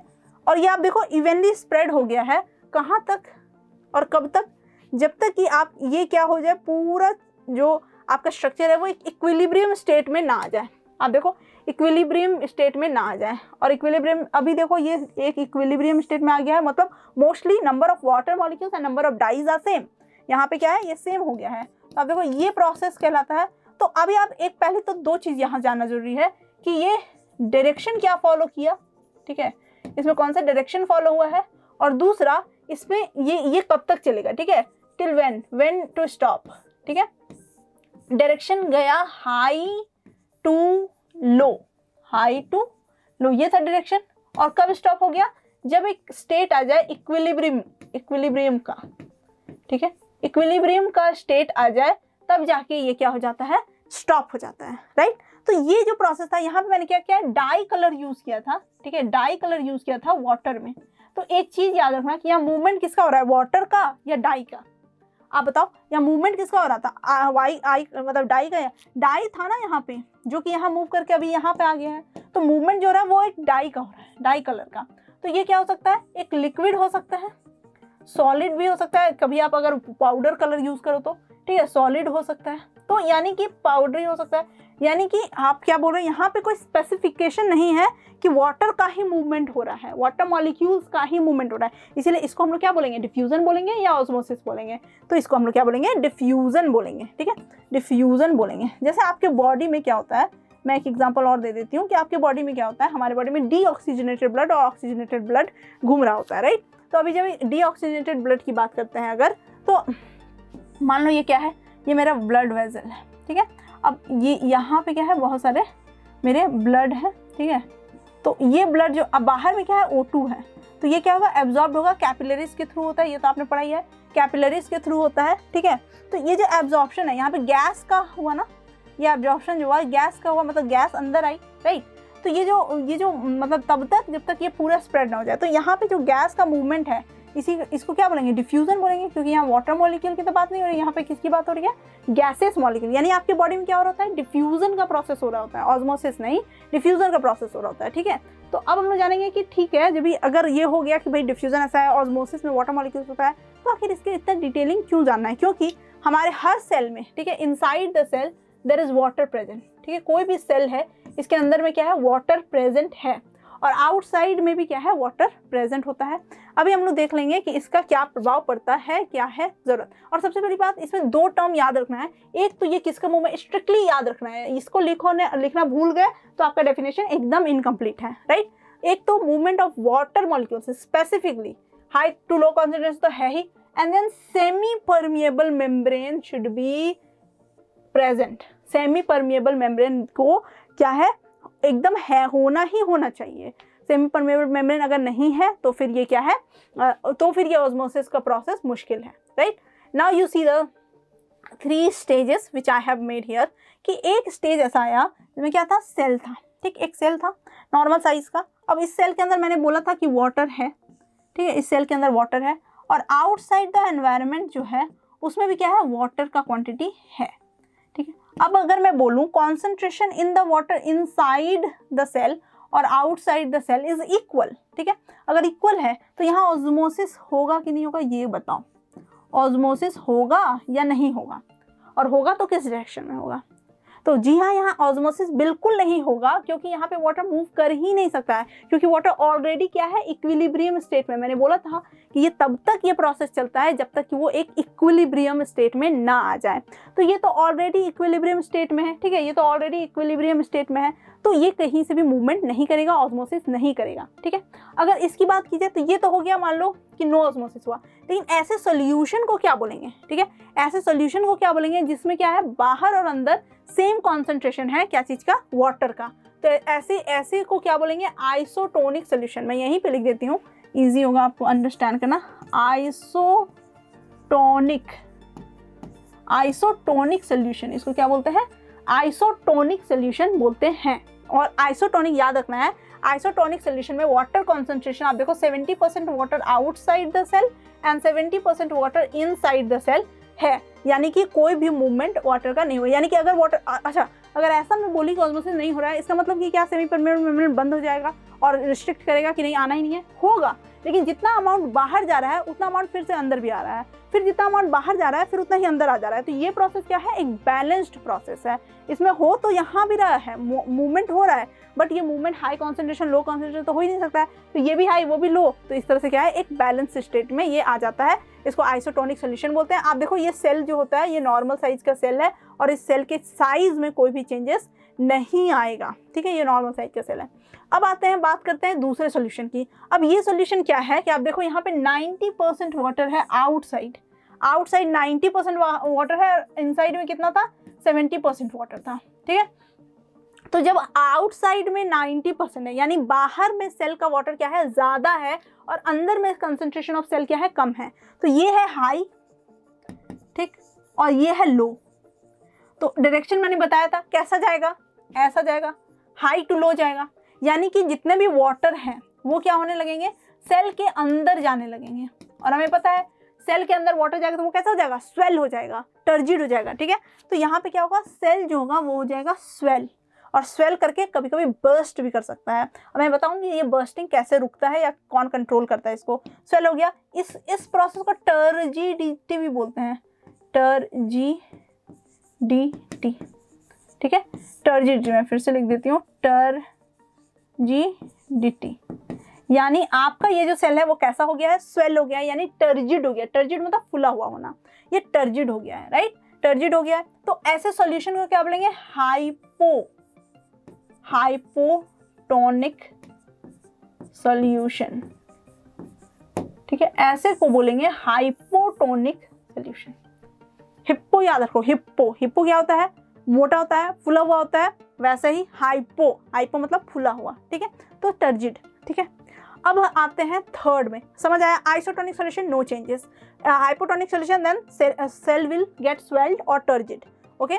Then there comes the another condition and the last condition actually उसमें क्या हो रहा है, आप देखो सेल का कॉन्सेंट्रेशन बाहर में क्या है, वाटर जो है वो 30% है और अंदर में कितना है 70% है। सेल के अंदर में कितना पानी है 70%, तो यानी कि यहाँ पे हाई है और यहाँ पे लो है।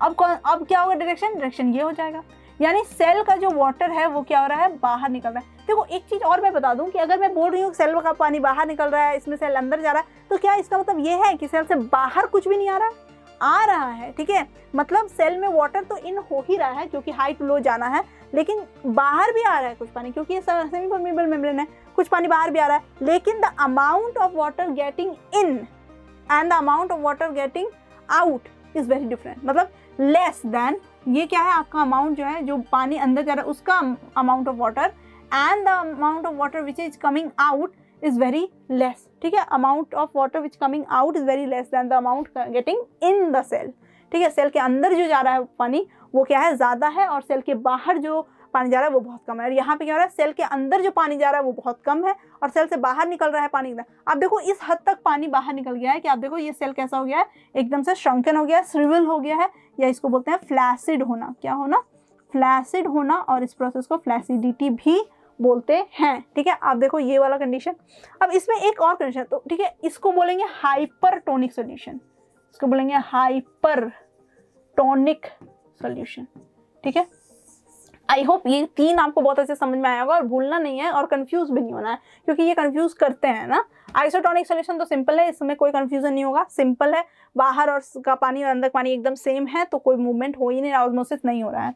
हाइपो, मैंने बोला हाइपो मतलब हिपोपोटामस से याद रखो, हाइपो मतलब आपका फूलना, टर्जिडिटी, यानी कि बाहर में पानी ज़्यादा, जिधर भी ज़्यादा पानी होगा ना वाटर कंसंट्रेशन, अंदर क्या होगा वो कम होगा, तो ऑब्वियसली ये अंदर जाएगा। उसके बाद आता है हाइपरटोनिक सोल्यूशन। हाइपरटोनिक सोल्यूशन का मतलब है आउटसाइड जो है वो क्या है, वाटर जो है वो कम है और inside the cell water is more, तो इसमें जाएगा, ठीक है। अब ये यहाँ पे जो फ्लैसिड वाली केस आई, अगर इसको मैं एक और एक्सटेंड आगे लेके जाऊँ, ठीक है, एक और एक्सटेंड आगे लेके जाऊँ, यानी कि एक और भी कर लूँ जिसमें क्या है और भी ज़्यादा हाइपो, ये तो हाइपरटोनिक सोल्यूशन था, कैसा सोल्यूशन था, हाइपरटोनिक सोल्यूशन था। अगर मैं यहाँ एक सुपर हाइपरटोनिक सोल्यूशन ले लूँ, कैसा, सुपर हाइपरटोनिक सोल्यूशन, ठीक है। सुपर हाइपरटोनिक सोल्यूशन लेने का मतलब है कि सेल के बाहर जो है बहुत ज़्यादा, मतलब बहुत ही कम, लेट सपोज 10% वाटर है, ठीक है, और ये जो सेल के अंदर है वो वाटर हो जाता है, तो यानी कि वाटर निकलने का प्रोसेस जो है वो और भी रैपिड होता चला जाएगा, और रैपिड होता चलेगा, इतना कि अगर मैं एक सेल बना दूं यहाँ पे, ठीक है, तो हमें पता है नॉर्मली एक सेल, अगर मैं प्लांट सेल बना रही हूँ, सेल वॉल होता है, एक सेल मेम्ब्रेन होता है और उसमें सेल कंटेंट होते हैं, राइट। अब क्या हो रहा है, सुपर हाइपरटोनिक सोल्यूशन है, कैसा, सुपर हाइपरटोनिक सोल्यूशन है। तो ये जो सुपर हाइपरटोनिक सोल्यूशन है वो इतना फ्लैसिड तो हो गई, आपका सेल आप देखो कैसा चिपक सा गया है, मतलब मुरझा सा गया है, ठीक है, ये तो होगा ही होगा, लेकिन इतना हद तक होगा कि आपको ये जो सेल मेम्ब्रेन है ये ही एक कोने में जाके घुस जाएगा और इतना छोटा हो जाएगा, ठीक है। और आप देखो बाकी ये जो प्लेसेस हैं इसमें ये जो सोल्यूशन है वो भर जाएगा, समझ आया। तो इस कंडीशन को बोलते हैं, इसका नाम है प्लाज्मोलिसिस। इस कंडीशन का क्या नाम है, प्लाज्मोलिसिस नाम है, ठीक है, प्लाज्मोलिसिस का प्रोसेस। अब इसके बहुत सारे इंस्टेंसेस हैं जो आप अपने आसपास में देखते हो, जैसे मान लो आपके अचार का खराब नहीं होना, जैम का खराब नहीं होना, क्यों नहीं खराब होता है भाई, सालों साल हम लोग मम्मी का बनाया हुआ अचार खाते रहते हैं, आखिर कैसे, तो क्या है कि अगर आप देखो, मान लो एक जैम का बॉटल है, ठीक है, अब इस जैम के बॉटल में क्या होगा, इसमें आपका शुगर सिरप होता है, राइट, शुगर सिरप होता है और बहुत ज़्यादा गाढ़ा शुगर सिरप होता है, कॉन्सेंट्रेटेड शुगर सिरप होता है, राइट। अब ये कॉन्सेंट्रेटेड शुगर सिरप में क्या होगा, एक बैक्टीरिया घुस गया, एक बैक्टीरिया घुसा, और उस बैक्टीरिया के सेल के अंदर भी तो वाटर तो होगा, ऑब्वियस है, बैक्टीरिया के सेल के अंदर वाटर होगा, और आउटसाइड में तो वाटर बहुत कम है, क्योंकि ये क्या है, शुगर सिरप है, वो भी बहुत ही कॉन्क मतलब कॉन्सेंट्रेटेड, यानी वाटर का जो अमाउंट है, कॉन्सेंट्रेशन ऑफ वाटर है वो बहुत ही कम है, वो क्या है, बहुत कम है। तो ये क्या है, शुगर सिरप जो है उसको वो बाहर का, यानी कि आपका सेल के अंदर का जो पानी है वही ज़्यादा है, तो ये जो वाटर है वो क्या होगा, निकलना चालू हो जाएगा। और चूंकि ये सुपर हाइपरटोनिक सोल्यूशन टाइप का है, तो इसीलिए इसमें क्या हो जाएगा, प्लाज्मोलिसिस हो जाएगा।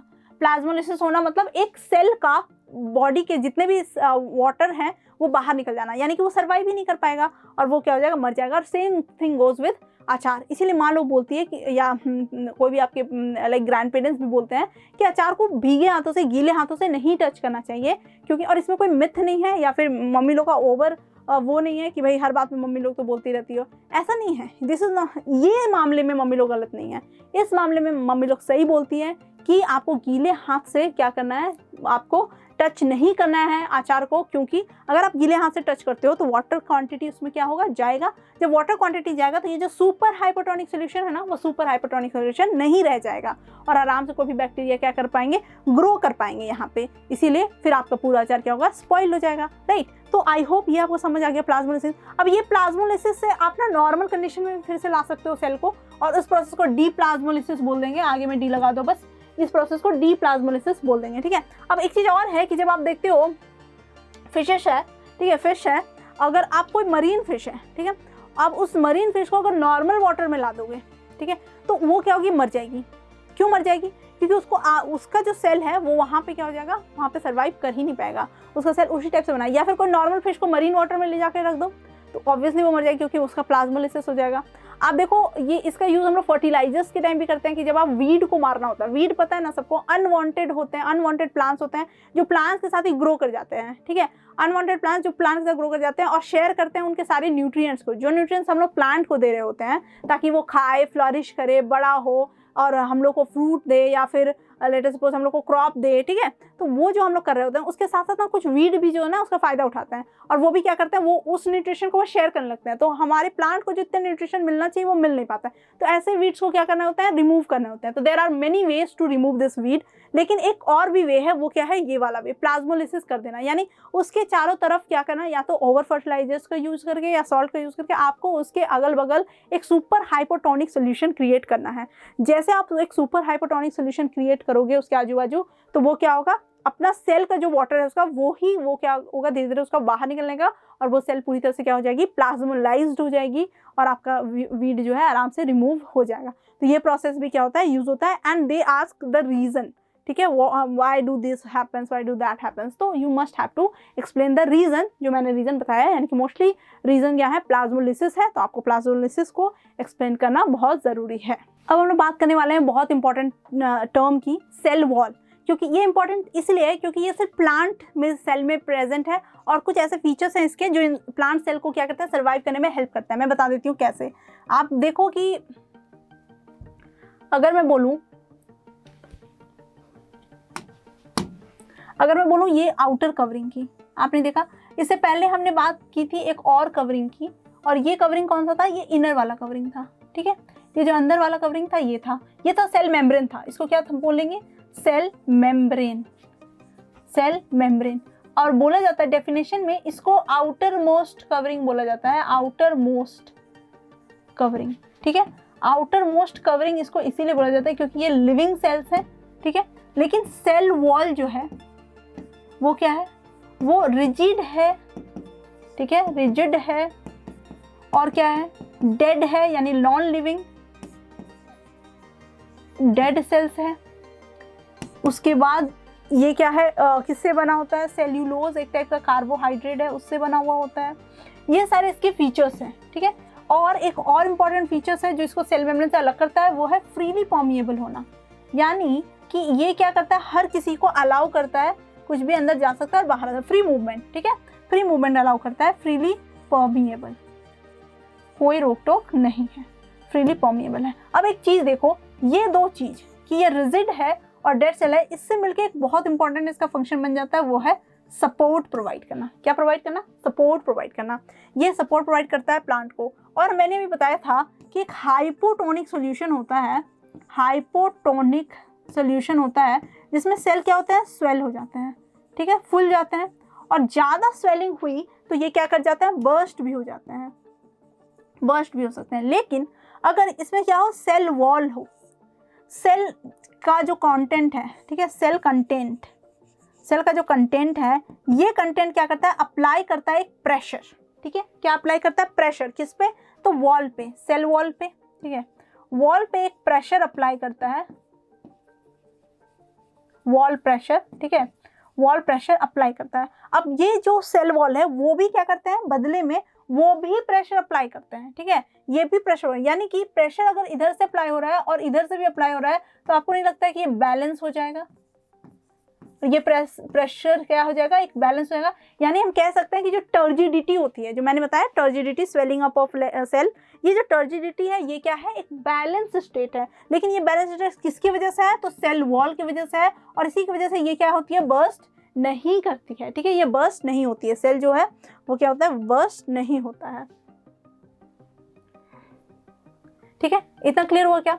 तो सेल वॉल के बारे में बात करेंगे, ये क्या है, रिजिड आउटर मोस्ट कवरिंग है और प्लांट सेल का, और जो क्या करता है, सेल वॉल होता है, रिजिड है, सेल्यूलोज है। मैं एक और बात बता दूं यहाँ पे कि जो सेल्यूलोज है, ठीक है, ये प्रेजेंट है, हमें पता है कि हार्बीवोर्स जो होते हैं, जो हार्बीवोर्स एनिमल्स होते हैं वो क्या करते हैं, वो इसी को खा के, मतलब प्लांट को खा के ही रहते हैं, सर्वाइव करते हैं, यानी वो सेल्यूलोज खाते हैं। तो उनमें एक एंजाइम होता है, उनके बॉडी में एंजाइम होता है, किसको डाइजेस्ट करने के लिए, सेल्यूलोज को।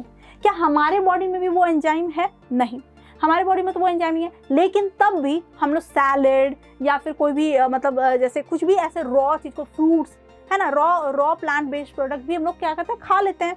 तो यानी कि वो उसका प्रोसेस क्या है, एक बार मैं इसको समझा देती हूँ कि जैसे कि आपने अगर सेल्यूलोज खाया, ठीक है, cellulose is nothing but a type of carbohydrate, ठीक है, तो अगर आपने सेल्यूलोज खाया तो हमारे में तो कोई एंजाइम है नहीं पचाने के लिए, यानी कि ये सेल्यूलोज सीधा चला जाता है कहाँ, लार्ज इंटेस्टाइन में, लार्ज इंटेस्टाइन में सीधा वहीं चला जाता है, क्योंकि इसको कहीं और जाना नहीं है, या ये कहीं जाएगा ही नहीं, क्योंकि इसको जाना, एब्जॉर्प्शन कराना नहीं है, डाइजेशन होना नहीं है, तो ये क्या है, सीधा लार्ज इंटेस्टाइन में गया। लार्ज इंटेस्टाइन में एक जगह ये एक्यूमुलेट हो जाता है, ठीक, एक्यूमुलेट होके ये क्या करता है, अब लार्ज इंटेस्टाइन का काम है क्या करना, ऑब्वियसली बाहर करना, मतलब जो भी है बचा हुआ जो वाटर है उसको एब्जॉर्ब भी करना, ठीक है, वाटर एब्जॉर्प्शन बचा हुआ, ठीक है। ऐसे तो जो भी एब्जॉर्प्शन का मेन चीज़ है वो क्या है, स्मॉल इंटेस्टाइन में हो जाता है, लेकिन यहाँ पे एब्जॉर्प्शन होता है किसका, बचा हुआ पानी का। अब ये क्या करता है, जो हमारा सेल्यूलोज यहाँ पे आया, इस सेल्यूलोज जो होते हैं इसमें क्या होता है, फाइबर्स होते हैं, ठीक है, फाइबर्स होते हैं। ये फाइबर्स जो है ये क्या करते हैं, वाटर ट्रैप करते हैं, वाटर को क्या कर लेते हैं, ट्रैप कर लेते हैं, ठीक है। अब इन्होंने क्या किया, वाटर को ट्रैप करके रखा है। अब ये वाटर, जैसे आपका जो फूड है, ठीक है, जो फूड क्या हो गया है, अनडाइजेस्टेड फूड है, लार्ज इंटेस्टाइन में तो अनडाइजेस्टेड फूड ही आता है।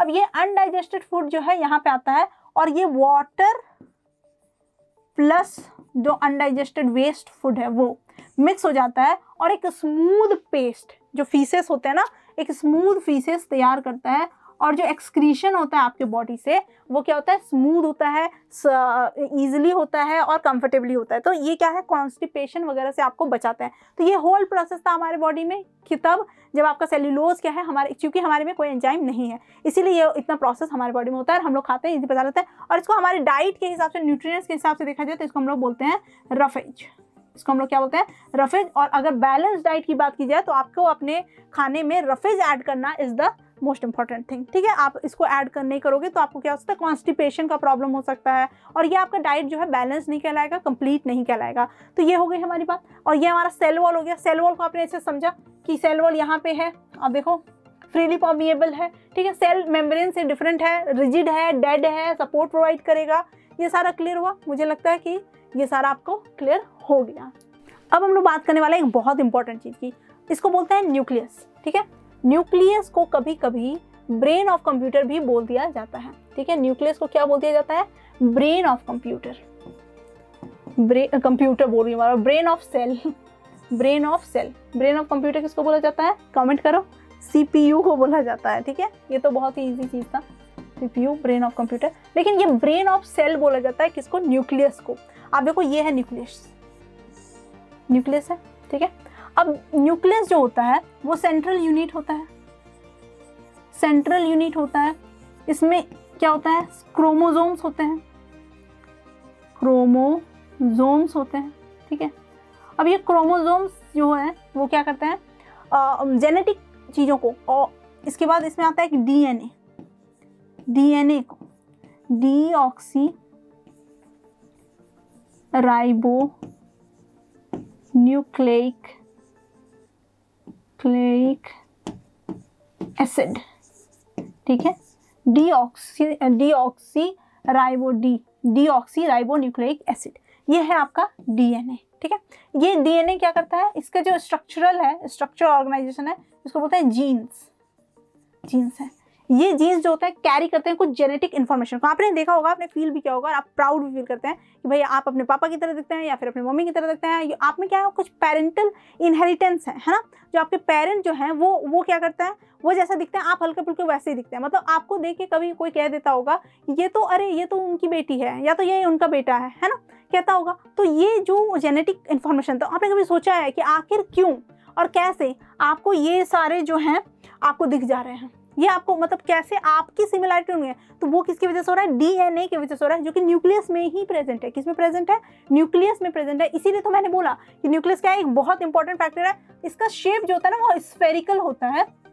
ठीक है, स्फेरिकल मतलब पूरा स्फेरिकल नहीं बोलूंगी मैं, बोलूंगी ऑलमोस्ट स्फेरिकल होता है। ठीक है, इसका शेप कुछ स्फेरिकल होता है, और मोस्टली ये जो होते हैं सेल्स में सेंटर में प्रेजेंट होते हैं। ठीक है, मोस्टली ये सेंटर में प्रेजेंट होते हैं सेल के, और कुछ नहीं, जैसे कि प्लांट सेल वगैरह में ये क्या होता है, थोड़ा सा अलग प्रेजेंट होता है, क्योंकि वैक्यूल्स वगैरह भी है और भी ऑर्गेनिज्म है, तो इसके लिए वो थोड़ा सा साइड हो जाता है। लेकिन मोस्टली ये क्या होता है, सेंटर में प्रेजेंट होता है, इसीलिए इसको ब्रेन या फिर सेंट्रल यूनिट बोलते हैं न्यूक्लियस को। तो ये बहुत इंपॉर्टेंट है, इसलिए इंपॉर्टेंट है क्योंकि इसमें खुद का बहुत सारी चीज़ें हैं, जैसे क्रोमोसोम्स हैं। क्रोमोसोम जैसे हमें पता है ना, सेक्स डिटर्मिनेशन में काम आता है क्रोमोसोम्स का। सेक्स डिटर्मिनेशन में कि अगर कोई चाइल्ड है तो वो क्या होगा, गर्ल चाइल्ड होगी या बॉय चाइल्ड होगा। तो x chromosome, XY chromosome, XX जो है वो गर्ल चाइल्ड के लिए, और XY क्रोमोसोम जो होता है वो बॉय चाइल्ड के लिए। मतलब जितने भी मेल हैं उनमें XY क्रोमोसोम एक्स्ट्रा, मतलब ऐसे तो क्रोमोसोम्स होते हैं 23 pairs of chromosomes are present, लेकिन ऐसे जो मतलब नॉर्मली बॉयज़ में जो होते हैं ये एक एक्स्ट्रा फैक्टर है, और गर्ल्स में ये एक्स्ट्रा होता है। ठीक है, तो XX अगर X और X मिलता है, मतलब जैसे मान लो गर्ल का X और बॉयज़ का भी X मिला, तो XX मिलके एक गर्ल चाइल्ड बन जाएगी। ठीक है, अगर इसका तो X ही आएगा, कोई भी कंडीशन हो इसका X ही आएगा, और अगर इसमें से Y मिल गया तो एक बॉय चाइल्ड बनेगा। तो ये जो लोग बोलते हैं ना कि ये अरे तुम मतलब ऐसे बहुत सारे, मतलब अभी तो बहुत कम हो गया ये चीज़, लेकिन पहले क्या होता था ना, बहुत ज़्यादा बेस्ड ऑन गर्ल चाइल्ड है या बॉय चाइल्ड है, डिस्क्रिमिनेशन होता था, वायलेंस होता था, प्रॉब्लम होती थी। स्पेशली लोग ना वुमेन को ब्लेम करते थे। ठीक है, जो वैसे लोग जो क्या है, बहुत ही कंजर्वेटिव माइंड के हैं, बहुत इसको तो कंजर्वेटिव ही नहीं कहेंगे, ये विकेड माइंड है। ठीक है, दुष्ट होना, दिमाग खराब होना जिनका, तो वो लोग क्या करते हैं ना, वो लोग डिस्कस करते थे कि अरे भाई ये लड़की तो बार बार बेटी पैदा कर रही है, तो चलो मतलब लड़के की दूसरी शादी करा देते हैं। क्यों, क्योंकि फिर मतलब हमें तो बॉय चाहिए, फिर वो खानदान को कौन चलाएगा एंड ऑल। तो वो सारा क्या है ना, वो प्रॉब्लम जो होता था, लोग बोलते थे कि, तो वो ऐसे ही लोग बोल सकते हैं जिन्होंने ये पढ़ाई नहीं की है। जब उन्होंने पढ़ाई की है, उन्हें पता है कि गर्ल के हाथ में कुछ नहीं है, और ना ही बॉय के हाथ में। I am not blaming boys, मैं ये नहीं कह रही कि बॉय के हाथ में सब है, बॉय में कमी है, नहीं, बॉय के हाथ में भी कुछ नहीं है। This is all about genetics things, nobody can control it.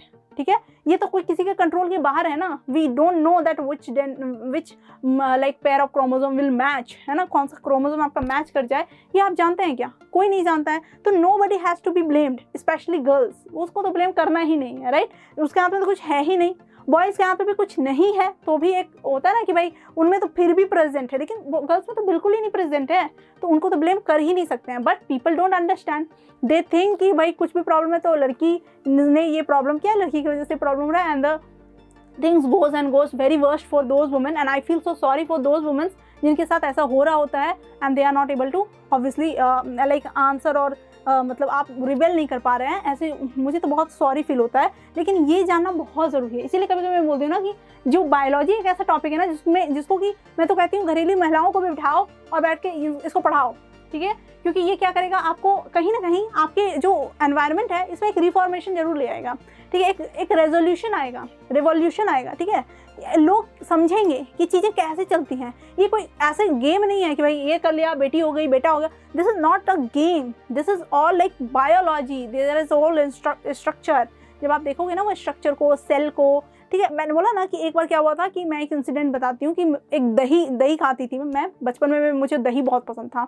एक बार लेबोरेटरी में हमें दही को माइक्रोस्कोप से दिखाया गया और मैंने देखा कि उसमें बैक्टीरिया, ऑब्वियसली हम लोगों को सबको पता है कि दही कैसे बनता है, तो बैक्टीरिया से मिलकर बनता, उसमें बहुत सारे बैक्टीरिया हमें दिखाए गए। उस दिन के बाद से मुझे, जब मैं दही खाती हूँ तो मुझे ऐसा लगता है मैं 1 चम्मच 1 स्पून बैक्टीरिया खा रही हूँ, तो मुझे वो चीज़ से ना वो हो गया। तो जब आप बायोलॉजी को अच्छे से देख लेते हो, समझ लेते हो, मैं ये नहीं कहती हूँ कि आप फिर आप दही खाना छोड़ देते हो, नहीं, बट जब आप देख लेते हो ना, आप बहुत चीज़ों को ना एकदम ओपनली समझ जाते हो कि ये इस चीज़ की वजह से ये, और इसीलिए हमें कहा जाता है कि बायोलॉजी हर किसी को पढ़ना चाहिए। अगर आप कुछ भी नहीं है, आपका ये चैप्टर हो ना हो, you should like watch the video, you should see it. मैं ये नहीं बोलती मेरा ही वीडियो देखो, मैं बोलती हूँ कोई भी वीडियो, बायोलॉजी चैप्टर पढ़ो, बायोलॉजी पढ़ो। Biology is something to be done और to be studied by everyone in the country. हर इंसान को पढ़ना चाहिए, तभी जाके ये थोड़ा सा डिफॉर्मेशन आएगा। और ये चीज़ सोच के तो मेरा बहुत दिमाग खराब हो जाता है, ठीक है। चलिए, तो इसको हटाते हैं मैटर को।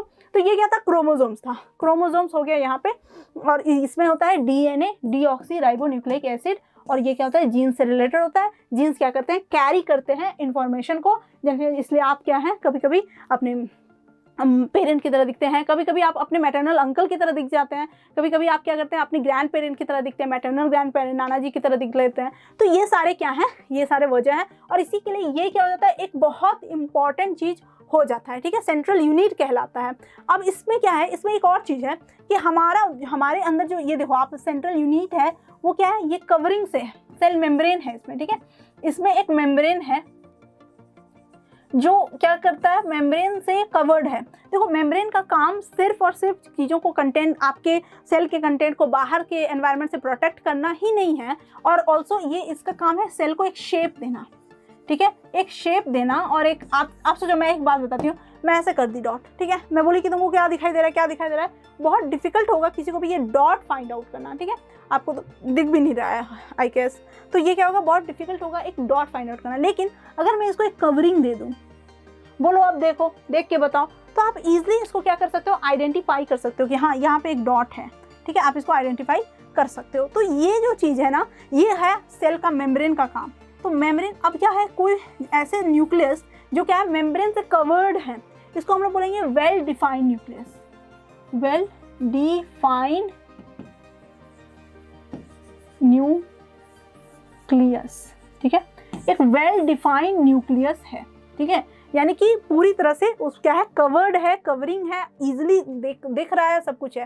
लेकिन आप ये देखो, यहाँ पे देखो, ये जो है ना, ये जो स्ट्रक्चर आप देख रहे हो, ऐसे धागा धागा टाइप का, ऐसा ऐसा, ये क्या है, this is nothing but nucleus, है ना, न्यूक्लियस जैसा कुछ है, ये इसका न्यूक्लियस ही है, राइट। पर आप देखो, ये न्यूक्लियस कोई कवरिंग में ढका हुआ नहीं है, कुछ नहीं है, तो ये क्या है, एकदम से बेयर है ना।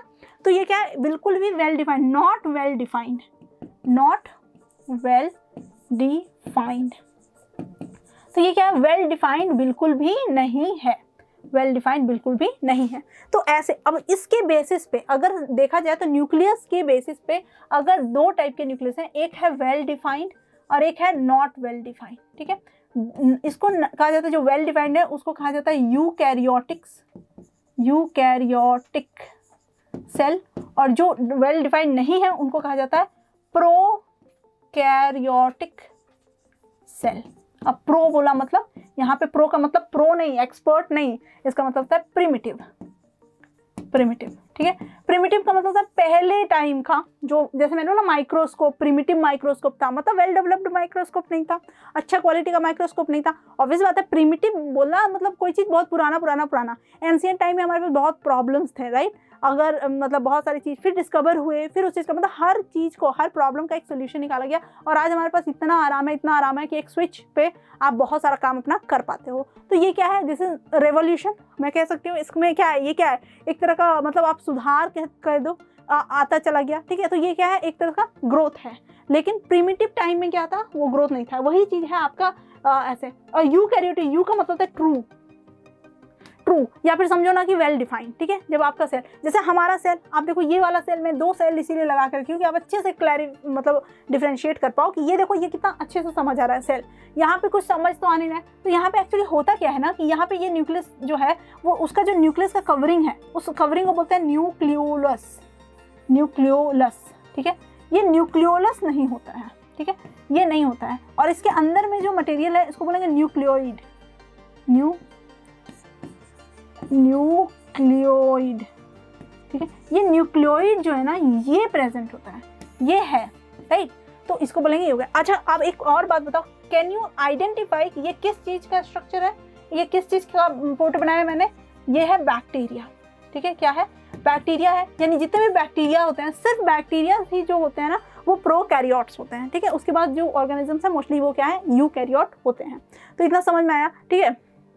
अच्छा एक चीज और मैं बता दूं, यहाँ पे सेल वॉल जो है वो किस में प्रेजेंट है, ये किस में प्रेजेंट है, ऑब्वियसली प्लांट्स में, और क्या है, फंगी में, फंगी में भी क्या होता है, ये प्रेजेंट होते हैं सेल वॉल। लेकिन तब बात ये है कि डिफरेंशिएट कैसे करेंगे, क्लासिफाई कैसे करेंगे, तो ये क्या होता है, फोटोसिंथेटिक होते हैं।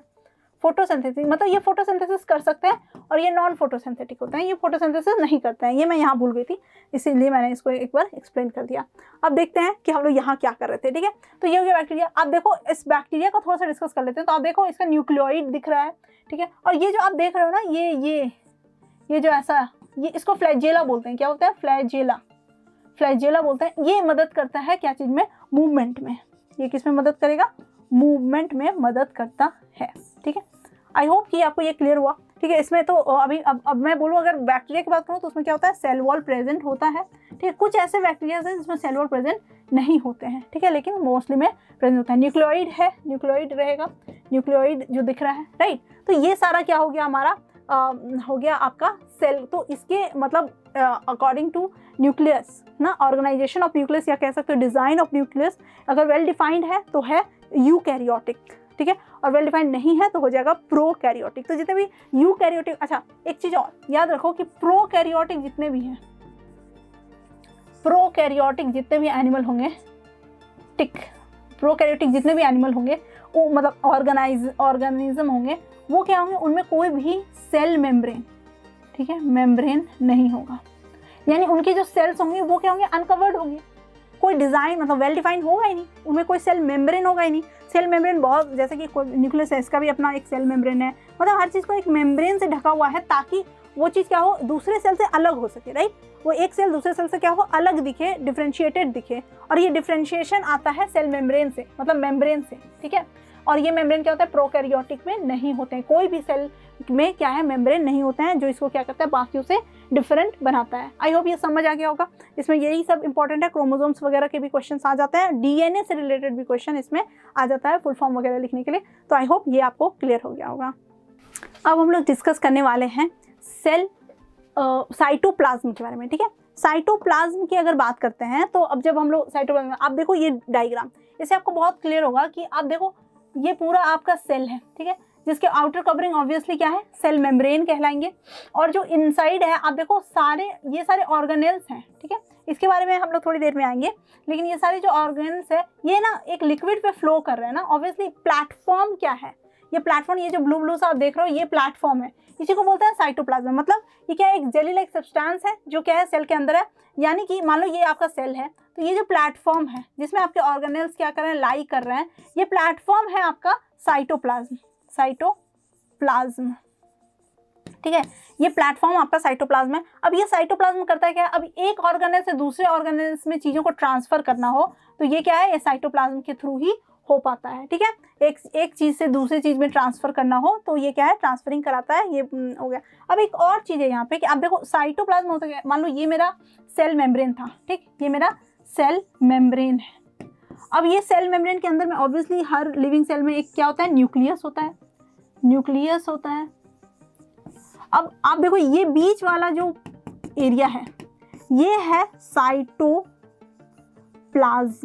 ये क्या है, साइटोप्लाज्म। मतलब कह सकते हैं कि cytoplasm is inside the cell membrane and outside the nuclear membrane, ठीक है। न्यूक्लियर मेम्ब्रेन और इन सेल मेम्ब्रेन, इन दोनों के बीच का जो एरिया है ये क्या है, साइटोप्लाज्म है, फ्लूइड है, ठीक है, जेली लाइक सब्सटेंस है। तो इसमें ये क्या करता है, मतलब ट्रांसफरिंग कराता है। लेकिन अगर मैं बोलूँ एक और टर्म का नाम लूँ जिसमें मैं क्या करूँ, इसको भी इंक्लूड करूँ और इसको भी इंक्लूड करूँ, यानी दोनों को मिला के, तो इसको बोलते हैं प्रोटोप्लाज्म। अब ये प्रोटोप्लाज्म क्या है, तो ये प्रोटोप्लाज्म है इन दोनों को मिला के बना, मतलब यहाँ पे हमने सिर्फ साइटोप्लाज्म लिया था। अब अगर मैं साइटोप्लाज्म और प्लस न्यूकोप्लाज्म या फिर न्यूक्लियर प्लाज्म ले लूँ, इन दोनों को मैं ले के एक ग्रुप बनाऊँ तो उसको प्रोटोप्लाज्म कहते हैं। इसको पुरकिंजे ने इसको क्या किया था, डिस्कवर किया था, ठीक है। इन्होंने बताया था कि भाई प्रोटोप्लाज्म होता है और इसका नाम प्रोटोप्लाज्म है, ऐसे ऐसे इन्होंने बात की थी इसकी। मैंने बोला है थोड़ा सा मतलब साइंटिस्ट के बारे में भी याद रखेंगे, क्योंकि इनकेस क्वेश्चन बनते हैं ऐसे, तो हमें क्या करना है, हमें ऑब्वियसली उस 5% वाले लोगों में रहना है, तो हमें इनका आंसर करना है। We don't have to leave this type of question. समझ आ गया। तो यहाँ पे साइटोप्लाज्म जो है वो क्या एक बहुत इंपॉर्टेंट रोल प्ले कर रहा है ना, एक इंपॉर्टेंट रोल प्ले कर रहा है। मतलब यहाँ पे एक आप देखो न्यूक्लियस और ये आपका मेम्ब्रेन, इसके बीच का जो भी फ्लूइड स्ट्रक्चर है ये क्या है, ये साइटोप्लाज्म है, फ्लूइड है ना, ये क्या है, साइटोप्लाज्म है और ये बहुत ही इंपॉर्टेंट है, ठीक है। इधर समझ आया। अब हम लोग डिस्कस करते हैं नेक्स्ट एंडोप्लाज्मिक रेटिकुलम के बारे में। अब देखो यहाँ से एक चीज स्टार्ट हो रहा है, यहाँ से जो चीज हो रहा है स्टार्ट, इसको बोलते हैं सेल ऑर्गानेल, ठीक है। अब एक चीज मैं आपको पहले दिखा दूं कि ये जो आप देख रहे हो ना, ये आपका था मेम्ब्रेन, ठीक है, आपका अगर कोई ये आपका न्यूक्लियस, ठीक है, और ये सारा जो आप देख रहे हो कंटेंट ऑब्वियसली, और ये जो बेसिक है ये आपका साइटोप्लाज्म है, और ये जो कंटेंट आप देख रहे हो ये सारा क्या है, these are nothing but these are the cell organelle, ठीक है। सेल ऑर्गानेल का मतलब होता है कि सेल जो होता है ना सारा काम खुद से नहीं कर सकता है, ठीक है। सेल क्या कर सकता है, सारा काम खुद से नहीं कर सकता है, उसको भी हेल्पिंग हैंड्स चाहिए, उसको भी कुछ ऐसे, जैसे हम लोग क्या करते हैं, जैसे हमारा कोई काम है, ठीक है, we are doing a work. अगर मेरे को एक काम दिया गया जो कि मुझे, मतलब मैं क्या कर रही हूँ, मैं एक काम कर रही हूँ, फिर मैं दूसरा काम भी वही कर रही हूँ, मैं तीसरा काम भी, मतलब मुझे एक साथ 4-5 काम दे दिया गया, तो मैं किसी भी एक काम में क्या होंगी, परफेक्ट नहीं हो सकती हूँ, राइट। हम लोग क्या करते हैं, कोई भी एक ही काम को अच्छे से कर पाते हैं। इसके लिए हमें क्या किया जाता है, हर चीज़ के लिए अलग अलग टीम होती है, राइट। टीम के अलग अलग मेंबर्स होते हैं, कोई ये कर रहा है, कोई वो कर रहा है, कोई। जैसे हमारे बॉडी में भी क्या है, अगर हमारा बॉडी एक ही ऑर्गन सारा काम कर रहा होता तो इसमें तो कहीं कॉम्प्लिकेशंस हो सकते थे। जैसे कि हम लोग कॉम्प्लेक्स एनिमल हैं ही, तो हमारा स्ट्रक्चर भी कॉम्प्लिकेटेड है, तो प्रॉब्लम आ जाएगा। तो जैसे कि डाइजेशन है, तो डाइजेशन के लिए डाइजेस्टिव सिस्टम है, जिसमें कि कुछ ऑर्गन्स मिलके वो काम कर रहे हैं। उसके बाद फिर रेस्पिरेशन है, उसमें भी कुछ रेस्पिरेटरी सिस्टम है, उसमें भी कुछ सारे मिलके वो काम कर रहे हैं। यानी कि हमारा क्या है, सेपरेशन है, हर किसी को अलॉट कर दिया गया है वर्क। अब एक बात बताओ कि ये तो वर्क अलॉट किया गया टिश्यू को, ऑर्गन्स को, सेल के पास भी तो अपना अपना वर्क है। एक सेल के पास एक काम है, उस सेल भी उस काम को क्या करता है, डिवाइड करता है। ये आखिर में ऑर्गेनेल क्या है, वो है just because to divide the labour, ठीक है, यानी काम के बोझ को, ठीक है, काम के बोझ को क्या करना, अलग कर देना, ठीक है, काम के बोझ को क्या कर देना, डिवाइड कर देना, सेपरेट कर देना, सबको अपना अपना कुछ हिस्से का काम देना, ताकि एफिशिएंसी हो पाए, ठीक है, क्या हो पाए, एफिशिएंसी आ पाए, राइट। तो ये है आपका सेल ऑर्गेनेल। तो सेल ऑर्गेनेल का एक एक करके डिस्कस करेंगे कि कौन कौन से। अभी तक तो हमने सेल ऑर्गेनेल से पढ़े थे, सेल के कंटेंट पढ़े थे, मतलब सेल का पार्ट्स पढ़ा था। अब हम लोग देखेंगे कि सेल ऑर्गेनेल्स कौन कौन से होते हैं, ठीक है। तो पहला आता है आपका एंडोप्लाज्मिक रेटिकुलम, जिसको हम लोग ER बोलते हैं, ठीक। मैं पहले बता दूं, एंडोप्लाज्मिक रेटिकुलम होते हैं 2 तरीके के। एक होते हैं सॉफ्ट एंडोप्लाज्मिक रेटिकुलम या स्मूथ एंडोप्लाज्मिक रेटिकुलम, और एक होता है रफ एंडोप्लाज्मिक रेटिकुलम, ठीक है, RER और SER, ठीक। पहली बात तो ये जो मतलब रेटिकुलम होते हैं, ये क्या होते हैं, नेटवर्क होते हैं, नेटवर्क टाइप के मेम्ब्रेन होते हैं। आप देखो यहाँ पे पिक्चर से आप देख रहे हो एक ऐसा नेटवर्क टाइप का मेम्ब्रेन है। अब देखो इसका एक काम है कि ये क्या करता है, एक तरफ से होल्ड करके रखता है एक मतलब सेल के मेम्ब्रेन को, और एक तरफ से न्यूक्लियस को। तो इस तरह से क्या है, एक स्टेबिलिटी भी देता है, ठीक है, एक क्या करता है, स्टेबिलिटी भी देता है आपके शेप को, ठीक है, स्टेबिलिटी दे रहा है। अब बताओ, इसमें देखो 2 तरीके के आपको दिख रहे होंगे। एक ये दिख रहा है जो कि आप देखो इसमें क्या है, कोई मॉलिक्यूल नहीं है, तो ये क्या है, स्मूथ है, स्मूथ रेटिकुलम है। और ये क्या आप देखो इसमें कुछ ग्रैन्युल्स दिख रहे हैं, ठीक है, ये रफ है। तो रफ न्यूक्लियस का मतलब है, रफ एंडोप्लाज्मिक न्यूक्लियस का मतलब है इसमें क्या प्रेजेंट होता है, राइबोसोम्स प्रेजेंट होते हैं। क्या प्रेजेंट होता है, राइबोसोम्स। अब ये राइबोसोम्स क्या है, तो राइबोसोम्स का मेन काम है, राइबोसोम्स का मेन फंक्शन है क्या करना, प्रोटीन सिंथेसिस करना, ठीक है, प्रोटीन सिंथेसिस, प्रोटीन को सिंथेसाइज करना, ठीक है, प्रोटीन बनाना। अब ये प्रोटीन जो बनाया राइबोसोम ने, वो क्या करता है, इसी रेटिकुलम के हेल्प से क्या करता है, वो ट्रांसफर करता है। यानी कि रफ इसका काम है राइबोसोम्स ने जो प्रोटीन बनाया उसका ट्रांसफर करना, ठीक है, ट्रांसफर करना या एक जगह से दूसरी जगह कुरियर करना, ठीक है। अब ये सॉफ्ट रेटिकुलम जो है वो क्या करता है, फैट को, लिपिड्स को क्या करता है, ट्रांसफर करता है, मतलब सिंथेसाइज करता है, ठीक है, सिंथेसाइज करता है। तो स्मूथ रेटिकुलम में क्या होगा, लिपिड वगैरह बन रहा है, और यहाँ पे जो रफ रेटिकुलम है वो क्या कर रहा है, राइबोसोम्स द्वारा जो बनाया गया प्रोटीन है वो प्रोटीन सिंथेसिस को क्या कर रहा है, एक जगह से दूसरी जगह ट्रांसफर कर रहा है। ऑब्वियसली ये बना तो नहीं रहा है, सिंथेसाइज नहीं कर रहा, लेकिन राइबोसोम्स भी कहाँ ही प्रेजेंट है, यहीं भी प्रेजेंट है, ठीक है। तो ये इसी से रिलेटेड हो गया, राइट। और एक इसके बहुत इंपॉर्टेंट फंक्शन है, वो है कैल्शियम का स्टोरेज। तो ये क्या करता है, स्टोरेज भी करता है, ठीक है, स्टोरेज भी करता है। और कैल्शियम का तो क्वेश्चन बनते हैं कि कैल्शियम का स्टोरेज कौन सा सेल ऑर्गेनेल करता है, तो कैल्शियम का स्टोरेज कौन सा सेल ऑर्गेनेल करेगा, तो रेटिकुलम, ठीक है, रेटिकुलम के बारे में बात की जाएगी कि ये क्या करेगा, कैल्शियम का प्रोटीन सिंथेसिस तो मैंने बता दिया। और प्रोटीन सिंथेसिस का सीधा रिलेशन किससे होगा, रफ रेटिकुलम से, ठीक है, रफ एंडोप्लाज्मिक रेटिकुलम से इसका सीधा रिलेशन होगा। आप पिक्चर देख लेना याद से, क्योंकि ये पिक्चर से ही आपको क्लियर हो जाएगा क्या है। तो हम लोग एक बार ये देख लेते हैं कि ये जो यहाँ पे है, यहाँ पे आपको, आप देखो यहाँ पे आपको दिख रहा है ये आपको, ठीक है। तो इसमें आपको वो क्लियरली नहीं दिख रहा है कि रफ कहाँ है, तो अंदर वाला पार्ट जो है वो रफ है और ये क्या है, सॉफ्ट पार्ट है, ठीक है। तो ये आपको पिक्चर से आपको याद रखना है, क्योंकि आपको लास्ट में मैं कराऊंगी भी और आपको ये आपको पूछा भी जाएगा, आपको एक पिक्चर दे दिया जाएगा, ठीक है, and they will ask you कि आप इसको लेबल करो, या फिर दे विल आस्क कि इसको लेबल करो, जैसे माइटोकॉन्ड्रिया को लेबल करो, ठीक है, गोल्गी अपैरेटस को लेबल करो, ऐसे क्वेश्चंस आपको देंगे। तो you have to be ready for that. Diagram बहुत इंपॉर्टेंट है इस चैप्टर के लिए, सेल चैप्टर के लिए डायग्राम और डिस्कवरीज वगैरह क्या है, बहुत इंपॉर्टेंट है। तो ये सब चीज़ को आपको भूलना नहीं है अगर आपको भीड़ से अलग होना है तो। अदरवाइज तो नॉर्मल बुक इज नॉलेज भी जाओ तो ये चैप्टर बहुत ईजी है, आप आराम से कर सकते हो। लेकिन अगर आपको थोड़ा सा भीड़ से अलग होना है, you must have to follow क्या क्या बोला जा रहा है, कैसे कैसे आपको इसको करना है, ठीक है। अब हम लोग अपने नेक्स्ट सेल ऑर्गेनेल की बात कर लेते हैं, जो कि है गोल्गी अपैरेटस, ठीक है। गोल्गी अपैरेटस आप देखो कुछ ऐसा दिखता है, और ये गोल्गी अपैरेटस का क्या काम है, तो ये गोल्गी अपैरेटस का काम है पैकेजिंग का, ठीक है, पैकेजिंग,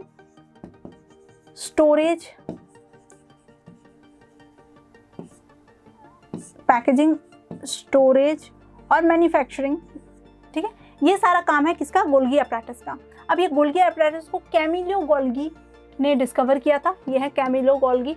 इन्हें क्या हुआ था 1906 में इन्हें नोबेल प्राइज भी दिया गया था। किसके लिए, ये एक्चुअली कंसर्न थे नर्वस सिस्टम से रिलेटेड, तो इन्होंने नर्वस सिस्टम पे बहुत काम किया था, उससे रिलेटेड इनको नोबेल प्राइज भी मिल गया है। तो एक्चुअली में गोल्गी अपैरेटस क्या है, मेम्ब्रेन बाउंड सैक है जो parallel to each other in a stack. आप देख ही रहे हो, एक ऐसा, दूसरा ऐसा, तीसरा ऐसा, इस तरह से ये क्या है, पैरेलली अटैच है, पैरेलली एक दूसरे से क्या है, एक फॉर्म कर रहे हैं। ये है गोल्गी अपैरेटस। और ये सबसे ज़्यादा इंपॉर्टेंट किस में है, अच्छा, गोल्गी अपैरेटस समटाइम्स क्या करते हैं, कॉम्प्लेक्स शुगर है ना, सिंपल शुगर से कॉम्प्लेक्स शुगर में कन्वर्जन के लिए भी यूज़ हो जाता है, ठीक है। मैं लिखते चली जाती हूँ ताकि आपको याद रहे, complex sugar to from simple sugar, ये हो गया।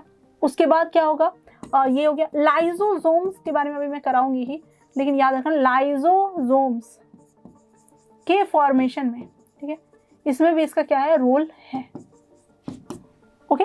तो ये गोल्गी अपैरेटस जो है ना, वो क्या करती है, तुम समझो कि हमने अभी रेटिकुलम के बारे में बात किया था, हमने रेटिकुलम की जो बात की थी, ये रेटिकुलम से क्या है, ये कहीं ना कहीं अटैच है, और ये क्या करता है, उसी प्रोसेसिंग में आगे बढ़ता है, और मैनेजिंग, पैकेजिंग, ट्रांसफरेशन, ठीक है, स्टोरेज, ये सब का काम क्या करता है, राइट। तो अब हम लोग को एक और चीज़ देखना है। अब मैं ये चीज़ आपको दिखा देती हूँ कि हमारा जो सेल है इसमें गोल्गी अपैरेटस कैसा दिखता है, राइट। गोल्गी अपैरेटस आपका यहाँ पे सेल में कैसा दिख रहा है, तो आप देखो ये है आपका गोल्गी अपैरेटस यहाँ पे, ओके। तो ये क्या करेगा, पैकेजिंग करेगा और मैन्युफैक्चर भी करेगा, ठीक है। तो आपका वो हो गया, आपका लाइजोसोम्स फॉर्म करेगा, शुगर में कन्वर्जन। लेकिन ये जो शुगर वाला कन्वर्जन है ना, ये क्या होगा, लाइजोसोम्स जो है शुगर में जो कन्वर्जन है, ये क्या करेगा, ये बहुत ज़्यादा रेयर होता है, ठीक है, बहुत ज़्यादा इजी नहीं है, रेयर होता है। तो आई होप कि आपको ये पूरा गोल्गी अपैरेटस समझ आया होगा, और ये इनको याद रखना, कैमिलो गोल्गी, ठीक है। ये इसका स्ट्रक्चर है, एक मतलब मैग्नीफाइड स्ट्रक्चर, और मैंने दिखाया कि सेल में ये कैसा दिखता है। ठीक है, अब हम लोग बात कर लेते हैं, ये भी एक बहुत इंपॉर्टेंट और बहुत ही मैं कह सकती हूँ स्ट्रेंज टाइप का ऑर्गेनेल है जिसको बोलते हैं लाइजोसोम्स। ठीक है, लाइजोसोम्स, इसको एक और नाम दिया गया है, उसको कहते हैं सुइसाइडल बैग। सुइसाइडल बैग बोलते हैं इसको। अब हम लोग देखेंगे कि आखिर इसको सुइसाइडल बैग बोलते क्यों हैं। पहले देख लेते हैं कि यहाँ पे आप ये जो सेल देख रहे हो इसमें देखो लाइजोसोम्स है कहाँ, ये देखो ये है लाइजोसोम्स यहाँ पे। अब देखो ये लाइजोसोम, तो ये लाइजोसोम्स होता है क्या ना, मान लो एक ये सेल है, इसके अंदर में क्या होता है, कोई डाइजेस्टिव एंजाइम्स होते हैं, डाइजेस्टिव एंजाइम्स प्रेजेंट होते हैं। ठीक है, इसमें जो डाइजेस्टिव एंजाइम्स प्रेजेंट होते हैं इनका काम है जो फॉरेन इन्वेडर्स है, या फिर यूँ कह लो कि जो मतलब स्ट्रेंजर्स हैं जो आपकी बॉडी में एंटर कर रहे हैं, उसको ये क्या करेगा ना, ये कर लेगा, पूरा डाइजेस्ट कर देगा। और इसका मेनली क्या काम है कि मैंने जैसे बोला कि हमारे सेल में क्या होता है, हमारे बॉडी में क्या होता है, मरते रहते हैं। ठीक है, तो जब सेल क्या होता है, डेड हो जाते हैं, तो वो धीरे धीरे क्या होता है ना, पाइलअप करते हैं, मतलब ये ऐसे जमा होने लगते हैं। तो ये लाइजोसोम जो है ना, इसको क्या करता है, पूरा डिकम्पोज करता है। ठीक है, लाइजोसोम इसको डाइजेस्ट कर देता है या डिकम्पोज कर देता है, और ये डिकम्पोजिशन की वजह से क्या होगा, टॉक्सिसिटी जो है ना, टॉक्सिसिटी खत्म हो जाता है। तो ये एक तरह से क्या करता है, डिटॉक्सीफाई करता है आपकी बॉडी को, डिटॉक्सीफाई, ये आपके बॉडी को डिटॉक्सीफाई करता है, और आपके बॉडी से जितने भी टॉक्सिक मटेरियल्स हैं वो क्या करता है, डाइजेस्ट कर देता है। क्यों? क्योंकि इसमें क्या होता है, डाइजेस्टिव एंजाइम्स प्रेजेंट होते हैं इसके अंदर में क्या होता है, डाइजेस्टिव एंजाइम्स प्रेजेंट होते हैं। लेकिन इसका और एक बहुत ज़्यादा तो प्रॉब्लम भी वहीं से चालू होता है कि जैसे मान लो ये एक सेल है, इसके अंदर क्या है, डाइजेस्टिव एंजाइम प्रेजेंट है। ठीक, अब ये कोई भी मेल फंक्शन हुआ, ठीक है, कोई भी इरेग्युलरिटी आ गई सेल में, कोई भी तरह का सेल डैमेज हुआ, तो ये क्या करेगा, ये बर्स्ट हो जाएगा। ये बर्स्ट हो गया, अब जैसे ये बर्स्ट हो, आप देखो यहाँ पे देखो, ये मान लो बर्स्ट कर गया। अब ये बर्स्ट कर गया तो इसका जो एंजाइम है वो क्या होगा, वो सेल में पूरा फैल जाएगा, राइट, साइटोप्लाज्म में पूरा फैल जाएगा। तो ये जो सेल का जो एंजाइम है और साइटोप्लाज्म में पूरा फैल रहा है, ये क्या करेगा, किल करेगा अपने ही सेल को, किल्स इट्स ओन सेल। ठीक है, ये अब क्या करता है, अपने ही सेल को क्या करता है, मार लेता है, इसीलिए इसको सुइसाइडल बैग कहते हैं। आरबीसीज में क्या होता है, ऐसे सेल नहीं प्रेजेंट होते हैं, लाइजोसोम्स प्रेजेंट नहीं होते हैं, लेकिन मोस्टली सेल में ये क्या होता है, लाइजोसोम्स प्रेजेंट होते हैं। तो देखो लाइजोसोम जो होता है इसमें, यानी सिंपल सा बात है, क्या याद रखना है कि लाइजोसोम्स जो होते हैं वो क्या करते हैं, डाइजेस्टिव एंजाइम्स को स्टोर करते हैं, और जो भी फॉरेन है, इसीलिए इसको स्कैवेंजर कहते हैं। ठीक है, स्कैवेंजर कहते हैं, या फिर हाउसकीपर कहते हैं। ठीक है, इसको क्या कहते हैं, हाउसकीपर कहते हैं, सेल हाउसकीपर। तो इसके ये सारे जो नाम है ना ये, और देखो मेन चीज़ क्या है, ये वेस्ट डिस्पोजल सिस्टम है सेल का। मतलब मैंने बताया जैसे कोई भी सेल में क्या होता है, वेस्ट जमा हो जाता है ना, पाइलअप होने लगता है डेड सेल्स, तो वो क्या है, वो वेस्ट है आपकी बॉडी में। आपकी बॉडी में ज़्यादा देर तो वेस्ट तो रहना नहीं चाहिए। ठीक है, उसका क्या होना चाहिए, डिस्पोजल जरूरी है। वही डिस्पोजल इसमें ये उसी डिस्पोजल के लिए इसका ज़रूरत है। क्यों? क्योंकि इसमें क्या है, डाइजेस्टिव एंजाइम्स प्रेजेंट हैं। ठीक है, यही डाइजेस्टिव एंजाइम्स जो है इसको क्या करता है, लेकिन यही डाइजेस्टिव एंजाइम क्या होता है, कभी कभी इसके लिए खतरनाक साबित हो जाता है, पूरे सेल को क्या करता है, सुइसाइड करा देता है, मार देता है। तो इसीलिए इसको क्या बोलते हैं, सुइसाइडल बैग बोलते हैं। और यही लाइजोसोम्स के फॉर्मेशन में हमने बात की थी पिछले स्लाइड में कि थोड़ा सा गोल्गी अपैरेटस भी क्या करता है, कभी कभी हेल्प करता है। ठीक है, एकदम देखो आप छोटे छोटे ये होते हैं, और इसमें गोल्गी अपैरेटस भी क्या होता है, ये गोल्गी अपैरेटस जो है ये भी क्या करते हैं, इसमें हेल्प करते हैं। तो आप देखो जब ये स्ट्रक्चर बनता है गोल्गी अपैरेटस का, तो उसमें ये इस टाइप के मॉलिक्यूल साथ में होते हैं, यानी कि लाइजोसोम्स जो है उसके से कनेक्टेड होते हैं, इसीलिए ये दोनों क्या है, एक दूसरे से रिलेटेड है। तो मुझे लगता है कि लाइजोसोम्स आपको क्लियर हो गया होगा। लाइजोसोम से क्वेश्चन बनते हैं कि why is it called suicidal bag, और इसका क्या फंक्शन है। तो ऑल लोग जितने भी हम लोग सेल ऑर्गेनेल्स पढ़ रहे हैं उसका स्ट्रक्चर एंड फंक्शन याद रखना है अच्छे से। क्या याद रखना है, स्ट्रक्चर एंड फंक्शन। लोकेशन की बात हम लोग नहीं करेंगे क्योंकि लोकेशन सारा का साइटोप्लाज्म ही होगा। ठीक है, साइटोप्लाज्म ही होगा लोकेशन, इसीलिए लोकेशन पे ज़्यादा फोकस हम लोग नहीं करेंगे। ऑल्दो आपको ये याद रखना है कि कौन कैसा स्ट्रक्चर है, देख के आप बताओ ये क्या है, ये तो स्मूथ रेडिकुलम है, ये क्या है, रफ एंडोप्लाज्मिक रेडिकुलम है, ये गोल गोल सा आपको दिख रहा है वो क्या है, न्यूक्लियस है, राइट, मतलब ये पूरा न्यूक्लियस है, इसके अंदर न्यूक्लियोलस है, उसका जो आउटर कवरिंग है। ठीक, उसके बाद आप देखो कि ये पोर्स वगैरह आपको ना इतना नहीं करना है, लेकिन याद रखना कि न्यूक्लियस में भी जो क्या होता है ना, ये पोर होते हैं ना, पोर होते हैं न्यूक्लियस में, ऐसा ऐसा पोर्स होते हैं, उसको न्यूक्लियो पोर्स बोलते हैं। ठीक है, आप ये देखो, ये माइटोकॉन्ड्रिया है, इसके बारे में मैं अभी बताऊंगी। आप ये जो ये मैंने करा दिया है, ये क्या है, ये क्या है, आपका गोल्गी अपैरेटस है, और लाइजोसोम्स जो है ये ऐसा ऐसा जो दिख रहा है ग्रीन ग्रीन सा, ये लाइजोसोम्स है। तो ये सारे क्या है, जब भी आपको ऐसे दिए जाएंगे स्ट्रक्चर तो आपको बस आइडेंटिफाई करना है, लेबल करना है। तो इसीलिए आपको डायग्राम बहुत स्ट्रॉन्ग रखना है अपना, ठीक है, डायग्राम आपको याद रखना है। तो अब हम लोग बात करने वाले हैं एक ऐसे सेल ऑर्गेनेल को जिसको कह सकते हैं स्टार सेल ऑर्गेनेल है। क्यों? क्योंकि ये बहुत खास है, ठीक है। इसका नाम है माइटोकॉन्ड्रिया। माइटोकॉन्ड्रिया क्यों खास है वो हम लोग डिस्कस करेंगे। इससे पहले इसको एक और नाम दिया गया है, इसको बोला गया है पावर हाउस।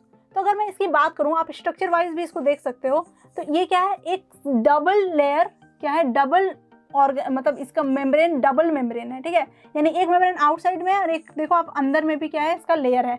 एक है आउटर लेयर जो आप देखो एकदम पोरस है, पोरस है मतलब बहुत पोर है इसमें, और एक इनर जो कि क्या है, डीपली फोल्डेड है, डीपली फोल्डेड है।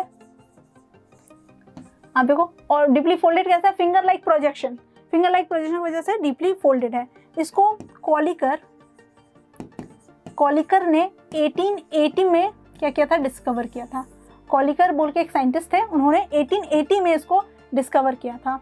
अब देखो इसमें क्या है कि आप देखो ये जो आपका फोल्ड है, आप फोल्ड्स देख रहे हो, ये फोल्ड क्या है, ये सरफेस एरिया को बढ़ाता है। क्या बढ़ाता है? Surface area. किस चीज़ के सरफेस एरिया? तो ATP जो एडिनोसाइन ट्राइफॉस्फेट है, इसको क्या बोलते हैं, एनर्जी करेंसी, एनर्जी करेंसी भी बोलते हैं।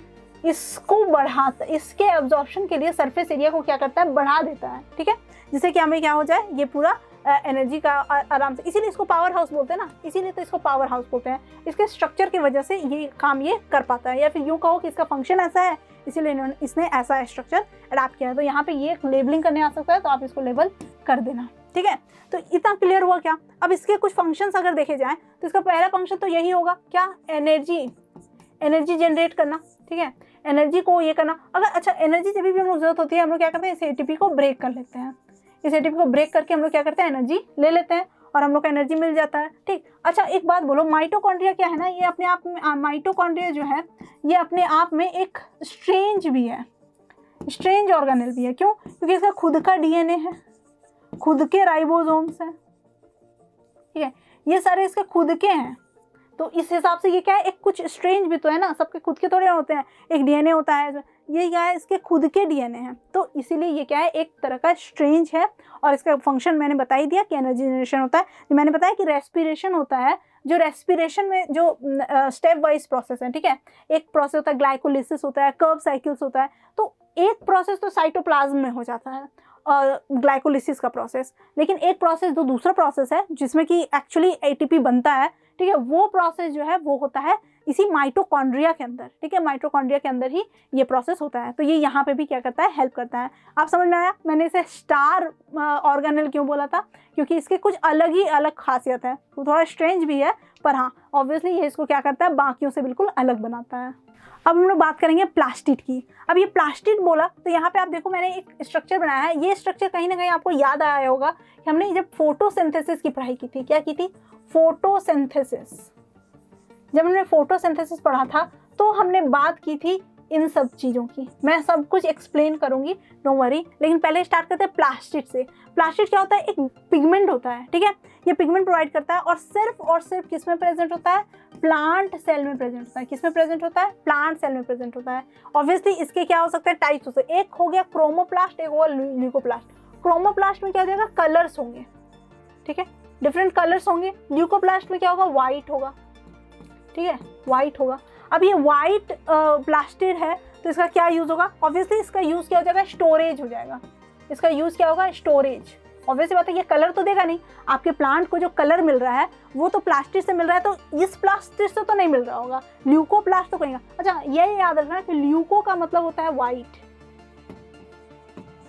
ठीक है, ल्यूको वाइट। इसीलिए एक डिजीज है ना ल्यूकोडर्मा, जिसमें क्या होता है ना, वाइट पैचेस हो जाते हैं स्किन में, ठीक है, तो वो क्या होता है, उसको इसीलिए हम ल्यूकोडर्मा बोलते हैं। ल्यूको का मतलब होता है वाइट, ठीक है। तो अभी क्या हो गया, इसका काम ऑब्वियसली कलर प्रोवाइड करना तो नहीं हो सकता है, तो इसका काम क्या होगा, इसका काम है स्टोरेज, फूड स्टोरेज, या ठीक है। और अब उसके बाद है क्रोमोप्लास्ट। अब क्रोमोप्लास्ट में क्या हो सकता है, डिफरेंट कलर्स हो सकते हैं। इसमें एक पिगमेंट होता है ग्रीन कलर का, ठीक है, ये ग्रीन पिगमेंट को हम लोग क्या बोलते हैं, क्लोरोप्लास्ट बोलते हैं। क्या बोलते हैं, क्लोरोप्लास्ट। और इसका बहुत ज्यादा रोल है किसमें, फोटोसिंथेसिस। आप देखो ये पूरा क्लोरोप्लास्ट का स्ट्रक्चर है। अब इसमें आप देखो इस तरह से कॉइंड किया हुआ है, तो इसको बोलते हैं, ये एक एक कॉइन जो देख रहे हो ना आप, ये एक एक कॉइन, इसको बोलते हैं थाइलाकॉइड्स। क्या बोलते हैं इसको, थाइलाकॉइड्स बोलते हैं। ओके। और ये जो पूरा एक पाइलअप होके बना रहा है, आप देखो ये पाइलअप जो बना रहा है इसको बोलते हैं ग्रेना, ठीक है। तो ये जो लाइट और डार्क रिएक्शन होता है, लाइट रिएक्शन जो होता है वो क्या होता है, यहीं पे हो रहा होता है, थाइलाकॉइड्स में होता है, ग्रेना में होता है, ठीक है। आपको ये स्ट्रक्चर समझ आ रहा है ना, ये क्या है, ये स्ट्रक्चर तो समझ आ रहा है, और ये क्या है, थाइलाकॉइड्स है, ये यहाँ पे है, और आप देखो कुछ पिगमेंट्स। तो ये क्या है, याद रखना, क्रोमोप्लास्ट होगा, मतलब प्लास्टिड ही है। प्लास्टिक का तो यानी कि मेनली काम क्या है प्लास्टिक का, पिगमेंटेशन देना, स्टोरेज कराना, ठीक है, ये सारा काम है। तो पिगमेंटेशन के लिए कौन है, क्रोमोप्लास्ट है, ठीक है, क्रोमोप्लास्ट है, और उसमें कुछ भी कलर्स हो सकते हैं, ठीक है, कुछ डिफरेंट कलर्स हो सकते हैं उसमें। और जो ग्रीन है उसको हम लोग क्लोरोप्लास्ट कहते हैं। This is an example only, ये एक एग्जाम्पल है, एक टाइप है। इसका मतलब यही नहीं कि सिर्फ ग्रीन ही प्लांट होता है, क्लोरोप्लास्ट ही होता है, और भी कलर्स होते हैं, ठीक है। ल्यूकोप्लास्ट का मतलब है वाइट पिगमेंट, और वाइट पिगमेंट ऑब्वियसली बात है कलर को देने के लिए तो बिल्कुल होगा नहीं यूज़, तो इसका यूज़ होता है स्टोरेज में, ठीक है। स्टोरेज के लिए इसका हम लोग क्या करते हैं, यूज़ करते हैं। और ये सिर्फ किस में प्रेजेंट है, प्लास्टिक में। तो ये भी आपको ध्यान देते चलना है कि कुछ ऐसे ऑर्गेनेल्स आ रहे हैं जो कि क्या है, सिर्फ और सिर्फ प्लांट सेल में प्रेजेंट है, और कुछ ऐसे भी ऑर्गेनेल्स हैं जो सिर्फ एनिमल सेल्स में प्रेजेंट है। तो वो भी हम लोग को लास्ट में क्या कहते हैं, ध्यान देना है कि कौन सा किस में प्रेजेंट है और कौन सा किस में एब्सेंट है। तो आई होप ये आपको क्लियर हो गया, प्लास्टिक क्लियर हो गया, ये आपको पूरे अच्छे से क्लियर हो गया। This is the site of photosynthesis, मतलब अच्छा ये है कहाँ पे, ये आपके लीफ में ही है, राइट। ये जो आपका लीफ है इसी में है ना, ये तो ये उसी पार्ट में है। तो ये आपका क्या है, आपके लीफ के अंदर का ये जो स्ट्रक्चर है, ठीक है। और ये इसको क्या बोलेंगे हम लोग, साइट ऑफ फोटोसिंथेसिस बोलेंगे, ठीक है। और इसीलिए हम लोग को पता है ना कि क्लोरोफिल अगर ना हो, क्लोरोप्लास्ट ये ना हो, तो क्या होता है, फोटोसिंथेसिस टेक प्लेस कर ही नहीं सकता है, क्योंकि ये इतना भारी भरकम स्ट्रक्चर है। ये स्ट्रक्चर के बिना फोटोसिंथेसिस पॉसिबल है क्या, तो नहीं, ये फोटोसिंथेसिस के बिना पॉसिबल नहीं है। अब हम लोग बात करने वाले हैं स्टोरेज की, ठीक है। स्टोरेज की मतलब आज हम लोग अब बात करेंगे कंटेनर्स की। अब आप कंटेनर सोचिए, ये मत सोचिएगा कंटेनर मतलब वो कंटेनर मतलब जैसे क्या होता है कि जब हम लोग कुछ बनाते हैं, ठीक है, घर पे कुछ बनाते हैं, लेट सपोज कि अभी होली आ रही है, होली में हमें क्या गुजिया वगैरह खाना है, ठीक है, शक्कर पारे, लाइक नमक पारे, ये सारे बनते हैं। तो क्या हम लोग एक ही दिन में कंज्यूम कर जाते हैं, ये तो पॉसिबल नहीं है, कुछ अच्छे अमाउंट में बनता है क्योंकि लोगों को देना होता है। तो आप क्या करते हो, ये हम लोग क्या करते हैं, स्टोर करके रखते हैं, है ना, स्टोरेज है। तो स्टोरेज के लिए हम सारे मतलब ऑब्वियस सी बात है कि आप हर घर में आप देखोगे कुछ तो स्टोरेज के लिए आइटम होता है। ऐसा तो नहीं होता ना कि डेली बनाओ डेली खाओ, because we don't have anything to store, ऐसा तो किसी घर में होता नहीं होगा। तो स्टोरेज हमारे बॉडी में क्यों ना हो, है ना, हमारे सेल में क्यों ना हो, ऑब्वियस सी बात है। तो ये यानी कि एक चीज़ यहाँ पे ये और क्लियर रखना कि स्टोरेज कब होगा, स्टोरेज तब होगा जब जहाँ पे क्या होगा, फूड बन रहा है, राइट। जहाँ फूड ज़्यादा बनेगा वहाँ स्टोरेज का क्या होगा, लेट्स सपोज कि जैसे अभी हम लोग नमक पारे वगैरह की बात करें, उसके लिए हमें स्टोरेज तो चाहिए ही चाहिए, it is the compulsory thing. लेकिन जब आप रेगुलर खाना बनाते हो, रोटी सब्जी, तो क्या उसमें स्टोरेज करने की उतनी ज़्यादा ज़रूरत है, नहीं। वो तो हम लोग उसी अमाउंट में बनाते हैं जिस अमाउंट में हम लोग को खाना होता है, तो हम लोग उस तरह से बनाते हैं, फ्रेश बनाते हैं, फ्रेश खाते हैं, उसको स्टोर नहीं करते हैं। तो उसी तरह से जब भी हम लोग प्लांट सेल की बात करें, तो ये जो वैक्यूल्स होता है, पहले मैं ये बता दूं, ये क्या होता है, स्टोरेज होता है। ये क्या होता है, स्टोरेज होता है, लिक्विड सॉलिड कुछ भी फूड हो उसको वो क्या करता है, वो स्टोर करता है, ठीक है, covered by a single membrane called tonoplast. यानी कि इसमें इसके जो मेम्ब्रेन होते हैं इसको हम लोग क्या करते हैं, टोनोप्लास्ट बोलते हैं। क्या बोलते हैं, टोनोप्लास्ट बोलते हैं। ये सारे कुछ ऐसे वर्ड्स हैं जो आपको नॉर्मल बुक में तो मिलेगा नहीं, तो आपको ये अपने दिमाग में स्टोर करके रखना है, क्योंकि अगर ऐसे क्वेश्चन बनते हैं तो मैं बोल रही हूँ आपको 5% में रहना है, आपको वो बाकी के 95% वाले में नहीं रहना है, ठीक है। तो समझ आया कि इसको टोनोप्लास्ट बोलते हैं। आप देखो वैक्यूल, अगर मैं एक एनिमल सेल का दिखा दूं और एक प्लांट सेल का वैक्यूल दिखाऊं, तो आप देख रहे हो साइज में कितना का डिफरेंस है। यानी जो प्लांट सेल होते हैं उसमें क्या होता है, बहुत ही स्मॉल साइज के होते हैं।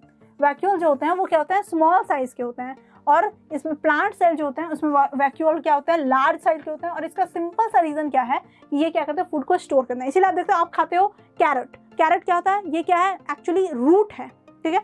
इसको क्या बोलेंगे, मॉडिफाइड रूट है। अब इस मॉडिफाइड रूट में है क्या, तो स्टोरेज है ना, फूड स्टोर हुआ है ना, उसने क्या किया, अपना फूड। तो यानी कि प्लांट जो होता है वो अपना फूड क्या करता है, स्टोर करते रहता है। हो सकता है वो स्टेम में स्टोर करे, मतलब रूट में स्टोर करे, फ्रूट में स्टोर करे, तो वो अपना फूड स्टोर करता है। और इसी स्टोरेज के लिए उसको क्या चाहिए, कंटेनर्स चाहिए, तो जिसको कि वैक्यूल्स बोलते हैं, ठीक है। तो वैक्यूल्स क्या है, it is the like storage system for the plant, ठीक है। And of course it will be smaller in animals and larger in the plant cell. I hope vacuoles clear है। वैक्यूल्स से ज़्यादा कुछ प्रॉब्लम आपको और ज़्यादा कुछ वैसा होगा नहीं। वैक्यूल्स में बस आपको डिफरेंसेस पूछते हैं कि आखिर एनिमल वैक्यूल्स क्या में और प्लांट वैक्यूल में क्या डिफरेंस है, वैक्यूल होता क्या है और ये अपना वर्क कैसे करता है। तो हमने ये देख लिया क्या क्या होता है, सिंगल मेम्ब्रेन होता है, ठीक है। और उस मेम्ब्रेन को क्या बोलते हैं, यानी कि मेम्ब्रेन तो है ही, आप देखो मेम्ब्रेन तो है ही, अब ये मेम्ब्रेन को क्या बोलते हैं, टोनोप्लास्ट बोलते हैं। क्या बोलते हैं, टोनोप्लास्ट बोलते हैं। तो आई होप ये आपको क्लियर होगा, एकदम छोटा सा और इजी सा ये ऑर्गेनेल है, तो अब मुझे लगता है ये आपको क्लियर हुआ होगा। अब हम लोग एक बहुत ही इंपॉर्टेंट चीज़ की बात करेंगे, जिसकी बात वर्चाउ ने की थी। उन्होंने कहा था कि जितने भी सेल हैं वो क्या होते हैं, प्री एग्जिस्टिंग सेल से बनते हैं, ठीक है। यानी कि यहाँ पे जो सबसे इंपॉर्टेंट चीज़ की बात होगी वो होगा सेल डिवीजन के बारे में बात करना, ठीक है। सेल डिवीजन के बारे में बात करना यहाँ पे इंपॉर्टेंट हो जाएगा, ठीक है। तो हम लोग सेल डिवीजन की अगर बात करें तो सेल डिवीजन का मतलब होता है प्री एग्जिस्टिंग सेल से दूसरे सेल का डिवाइड होना और बनना, ठीक है। और ये क्या होता है, सिंगल सेल जो होते हैं वो डिवाइड होते हैं to form a new cell, ठीक है। अब देखो यहाँ पे दो टाइप के सेल डिवीजन होते हैं, एक होता है माइटोसिस और दूसरा होता है मेयोसिस, ठीक है। माइटोसिस में क्या है, आप देखो एक पेरेंट सेल है। अब ये पेरेंट सेल जो होता है वो क्या करता है, दो डॉटर सेल में डिवाइड होता है। नंबर ऑफ क्रोमोसोम्स की अगर बात की जाए तो यहाँ 2n है, तो यहाँ भी नंबर ऑफ क्रोमोसोम्स क्या है, दोनों में 2n ही है। यानी यहाँ एक होती है मदर सेल, मदर या पेरेंट सेल भी बोलते हैं इसको, मदर सेल। इससे बनती है 2 डॉटर सेल, ठीक है, इसको बोलेंगे डॉटर सेल्स, ठीक है। नंबर ऑफ क्रोमोसोम्स जो होंगे यहाँ पे और यहाँ पे सेम होंगे, ठीक है। इतना क्लियर है, ये होगा माइटोसिस। अब अगर मियोसिस की बात की जाए तो इसमें जो होता है, मियोसिस की बात की जाए इसमें जो होता है मदर सेल होती है, और ये मदर सेल से क्या होता है 4 डॉटर सेल बनते हैं। कितने, तो 4 डॉटर सेल्स, ठीक है। अगर बात की जाए नंबर ऑफ क्रोमोसोम्स की तो वो क्या होती है, हाफ होते हैं टू द मदर सेल, और जो मदर सेल है उसका हाफ होता है क्रोमोसोम्स आपके डॉटर सेल्स में, ठीक है। तो यहाँ पे एक और चीज़ याद रखना है कि मियोसिस जो होता है वो सेक्सुअल रिप्रोडक्शन के ड्यूरेशन में, सेक्सुअल रिप्रोडक्शन के टाइम में होता है, ठीक है। ये सारा चीज़ है। अभी माइटोसिस जो होता है उसमें क्या होता है, रिप्लेसमेंट हो जाता है, ठीक है। रिप्लेसमेंट हो जाता है किसका, रिप्लेस हो जाता है कौन, आपका जो पेरेंट सेल है उसको रिप्लेस करके एक न्यू डॉटर सेल बना दिया जाता है। तो ये यहाँ पे रिप्लेसमेंट होता है, और यहाँ पे ऐसा कोई भी रिप्लेसमेंट आपका नहीं हो रहा होता है, ये इस तरह से डिवाइड होता है। तो ये 4 आपको बस मेन चीज़ याद रखना है कि इसमें 4 डॉटर सेल बनते हैं, इसमें 2, इसमें जो नंबर ऑफ क्रोमोसोम्स है वो हाफ हो जाता है, और उसमें नंबर ऑफ क्रोमोसोम्स क्या होता है, एकदम से इक्वल रहते हैं। और ये किस में होता है, सेक्सुअल रिप्रोडक्शन के ड्यूरेशन में होता है, और ये क्या करता है, रिप्लेस करता है जो पेरेंट सेल है उसको रिप्लेस करके ये कर देता है। आई होप यहाँ तक आपको ये क्लियर हुआ होगा, क्योंकि यहाँ पे ये आपको समझना ज़रूरी था, क्योंकि सेल डिवीज़न जो है it is also very important thing to understand. और तब जाके आपको क्लियर होगा कि जैसे सेल न्यू जो फॉर्म होता है, ये डिवीज़न हमारी बॉडी में भी सेल डिवीज़न क्या है, होते रहते हैं, ठीक है। कुछ ऐसे सेल डिवीजन्स है जो बहुत ज़्यादा ही इंपॉर्टेंट है, और कुछ ऐसे भी हैं जो क्या है लीस्ट इंपॉर्टेंट है। अब हम लोग बात करेंगे एक बहुत बहुत बहुत इंपॉर्टेंट फैक्टर की, और ये एक जंग है किसके किसके बीच, प्लांट सेल और एनिमल सेल के बीच का जंग, ठीक है। और ये दोनों के बीच का जो जंग है, ये जंग छिड़ा है लोगों को ये लगता है कि प्लांट में क्या है क्या नहीं और एनिमल में क्या नहीं, ये समझना बहुत इंपॉर्टेंट है, लेकिन सबके बस की बात नहीं है। क्यों, क्योंकि बहुत कॉम्प्लिकेटेड प्रोसेसेस हैं और बहुत सारी चीज़। लेकिन याद रखना कि जो प्लांट है ना, प्लांट सेल, ये कांटे की टक्कर देता है एनिमल सेल को, जबकि हम लोग सुपीरियर ऑर्गेनिजम्स है ना, सुपीरियर ऑर्गेनिज्म माने जाते हैं, लेकिन हमारे ऑर्गेनिजम्स को भी ये कांटे की टक्कर देता है। मैं बताती हूँ कैसे और क्या क्या चीज़ है। जैसे कि पहले बात करते हैं, नॉर्मली स्टार्ट करते हैं, ठीक है। आउटर मोस्ट कवरिंग क्या है, इधर सेल वॉल है, सेल वॉल है आउटर मोस्ट कवरिंग, और इधर क्या है, सेल वॉल एब्सेंट है, सेल वॉल एब्सेंट, ठीक है, एब्सेंट हो गया। अब उसके बाद बात करेंगे यहाँ पे, तो यहाँ पे आप देखो ये क्लोरोप्लास्ट वाला पोर्शन, यानी कि क्या है, ये क्लोरोप्लास्ट वाला क्या है, प्लास्टिड्स, ठीक है, प्लास्टिड्स, प्लास्टिड्स प्रेजेंट, एंड यहाँ पे क्या हो गया,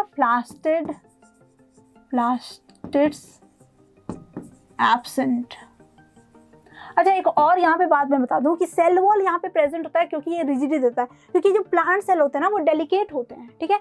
और दूसरा चीज़ ये क्या करते हैं, लोकोमोशन नहीं कर सकते हैं। अगर इनको कोई डेंजर आ जाए तो ये भाग नहीं सकते खुद को बचाने के लिए, इसीलिए इनको क्या, इनके स्ट्रक्चर को ही इतना अच्छा बना दिया जाता है ताकि ये ईजिली क्या हो, डैमेज ना हो। इसीलिए इनमें एक आउटर कवरिंग एक्स्ट्रा दिया गया है ताकि ये ज़्यादा ही ज़्यादा प्रोटेक्ट हो सकें। और ये नॉर्मल ऑर्गेनाइजेशन में, एनिमल सेल्स में ऐसा प्रोटेक्शन नहीं दिया गया है, क्योंकि ये हम लोग क्या कर सकते हैं, खुद को खुद से सेव कर सकते हैं, और हम लोग अपने सेल क्या कर सकते हैं, मोस्टली सेल क्या कर सकते हैं, लोकोमोशन कर सकते हैं, ठीक है। मोस्टली सेल क्या कर सकते हैं, लोकोमोशन कर सकते हैं। अब प्लास्टिड इसीलिए दिया गया है क्योंकि ये क्या है, हमारे करता धरता है, यही हमारा खाना बनाते हैं, ठीक है, तो दे आर ऑटोट्रॉप्स। ऑटोट्रॉप्स हैं, तो इनमें क्या होना है, ये सब होना लाजमी है। और ये क्या है, प्लास्टिक इसमें एब्सेंट है नहीं, क्योंकि इनको तो खाना है, बनाना है नहीं, हम लोग इस पे क्या है पूरी तरह से डिपेंडेंट है। वी आर द कंज्यूमर्स और दे आर द प्रोड्यूसर्स, ठीक है। अच्छा, एक चीज इसमें है सेंट्रोजोम्स। सेंट्रोजोम्स इसमें क्या है, वो प्रेजेंट है, और इसमें सेंट्रोजोम्स जो है वो क्या है, it is absent. Centrosome absent, ठीक है, ये प्रेजेंट है और ये एब्सेंट है, ठीक है। अब हम एक और चीज की बात करेंगे, वो है वैक्यूऑल। वैक्यूऑल, जो वैक्यूऑल है वो क्या होता है, इसमें लार्ज होते हैं, लार्ज साइज्ड होते हैं, और इसमें जो वैक्यूऑल है वो क्या होता है, स्मॉल साइज्ड होता है। ये मैंने बता भी दिया था क्यों, क्योंकि इसमें क्या होना है, स्टोरेज ज़्यादा इंपॉर्टेंट है और यहाँ स्टोरेज उतना इंपॉर्टेंट नहीं है। These are the factors. और कुछ फैक्टर्स आपको दिखता है क्या, अगर आप देखो तो यहाँ पे स्ट्रक्चर दोनों में लगभग सेम है, ठीक है। सब में देखो, यहाँ ये देखो न्यूक्लियोइड है, न्यूक्लियस है, आप देखो पोर्स, आप देख रहे हो पोर्स है, यहाँ पे भी सेम स्ट्रक्चर है, आप सेम स्ट्रक्चर देख रहे हो। आप इसमें भी क्या है, ये सारा है, गोल्गी बॉडी है, ठीक है, राइबोसोम्स वगैरह हैं, तो सब कुछ प्रेजेंट है ही मोस्टली। लाइजोसोम्स का थोड़ा सा है, एनिमल सेल में लाइजोसोम उतने प्रेजेंट नहीं है, तो इस टाइप से कुछ चीज़ें हैं जो कि क्या है, इंपॉर्टेंट है। लाइजोसोम्स क्या है, आरबीसी ये सब में प्रेजेंट नहीं है। आप देख लो, ये सारा चीज़ आपको दिख रहा है, पिक्चर से समझोगे ज़्यादा क्लियर होगा, वर्ड बाई वर्ड समझोगे तो रटना पड़ेगा, तो वो मैं नहीं चाहती हूँ, वो मैं बिल्कुल उसकी सपोर्टर नहीं हूँ। रटना आपको है ही नहीं, आपको क्या करना है, पिक्चर से समझना है, देखना है क्या एब्सेंट है क्या प्रेजेंट है, सिंपल है, क्या एब्सेंट है क्या प्रेजेंट है, आप देखते जाओ क्या क्या है इसमें भी आप देखो, ये देखो माइटोकॉन्ड्रिया है ही, माइटोकॉन्ड्रिया है ही, तो माइटोकॉन्ड्रिया को तो नहीं बोल सकते कि नहीं है। सेल, ये देखो, ये ऑर्गेनाइजेशन आपको कहीं दिख रहा है क्या, ये नहीं, दिस इज नॉट दैट, ठीक है, दिस इज वैक्यूअल टाइप का। अभी यहाँ पे एक बड़ा सा वैक्यूअल है, इस टाइप का कोई वैक्यूअल है क्या, यहाँ पे छोटा छोटा वैक्यूअल्स हैं, राइट। तो यहाँ पे इस तरह से ये सारे कुछ ऐसे फैक्टर्स हैं जो आपको देखना है, पिक्चर्स को देख के समझना है कि कौन सा किसमें है कौन सा नहीं है। तो प्रेजेंट एब्सेंट करना है। मोस्टली आपको सेल वॉल वगैरह जो है वो पूछे जाते हैं, किस चीज़ से बने होते हैं, क्या है नहीं है। आपको, मुझे लगता है ये क्लियर हो गया होगा अभी तक में, ठीक है, और ये क्लियर हो गया है। तो सेल, यहाँ पे सेल चैप्टर जो है, जो हमने फंडामेंटल यूनिट ऑफ लाइफ किया, वो यहाँ पे ख़त्म होता है, ठीक है। मैंने कोशिश की है सारे विजुअलाइजेशन का ज़्यादा यूज़ करने का, क्योंकि ऐसे ही क्वेश्चन पैटर्न में बनते हैं, ऐसे ही क्वेश्चन क्या होता है, पैटर्न में बनते हैं।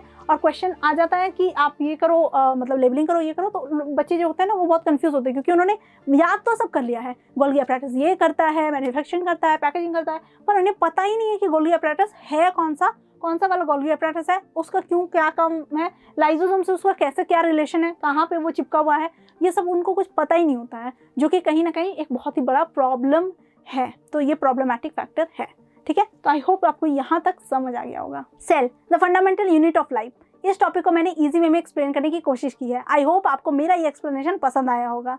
अगर आपको ये मेरा एक्सप्लेनेशन पसंद आया है तो वीडियो को लाइक करो और अपने फ्रेंड्स के साथ शेयर करो। हमारे चैनल को सब्सक्राइब कर लेना और बेल आइकन दबाना मत भूलना, इससे आपको न्यू वीडियोस की नोटिफिकेशन मिल जाएगी। इंस्टाग्राम पे हमें फॉलो कर लो। अगर कोई डाउट होता है सेल से रिलेटेड या किसी भी टॉपिक से रिलेटेड बायोलॉजी का, तो कमेंट डाउन योर डाउट्स। मैं कोशिश करूँगी जल्दी से जल्दी आपके डाउट्स को क्लियर करने की। Till then keep learning.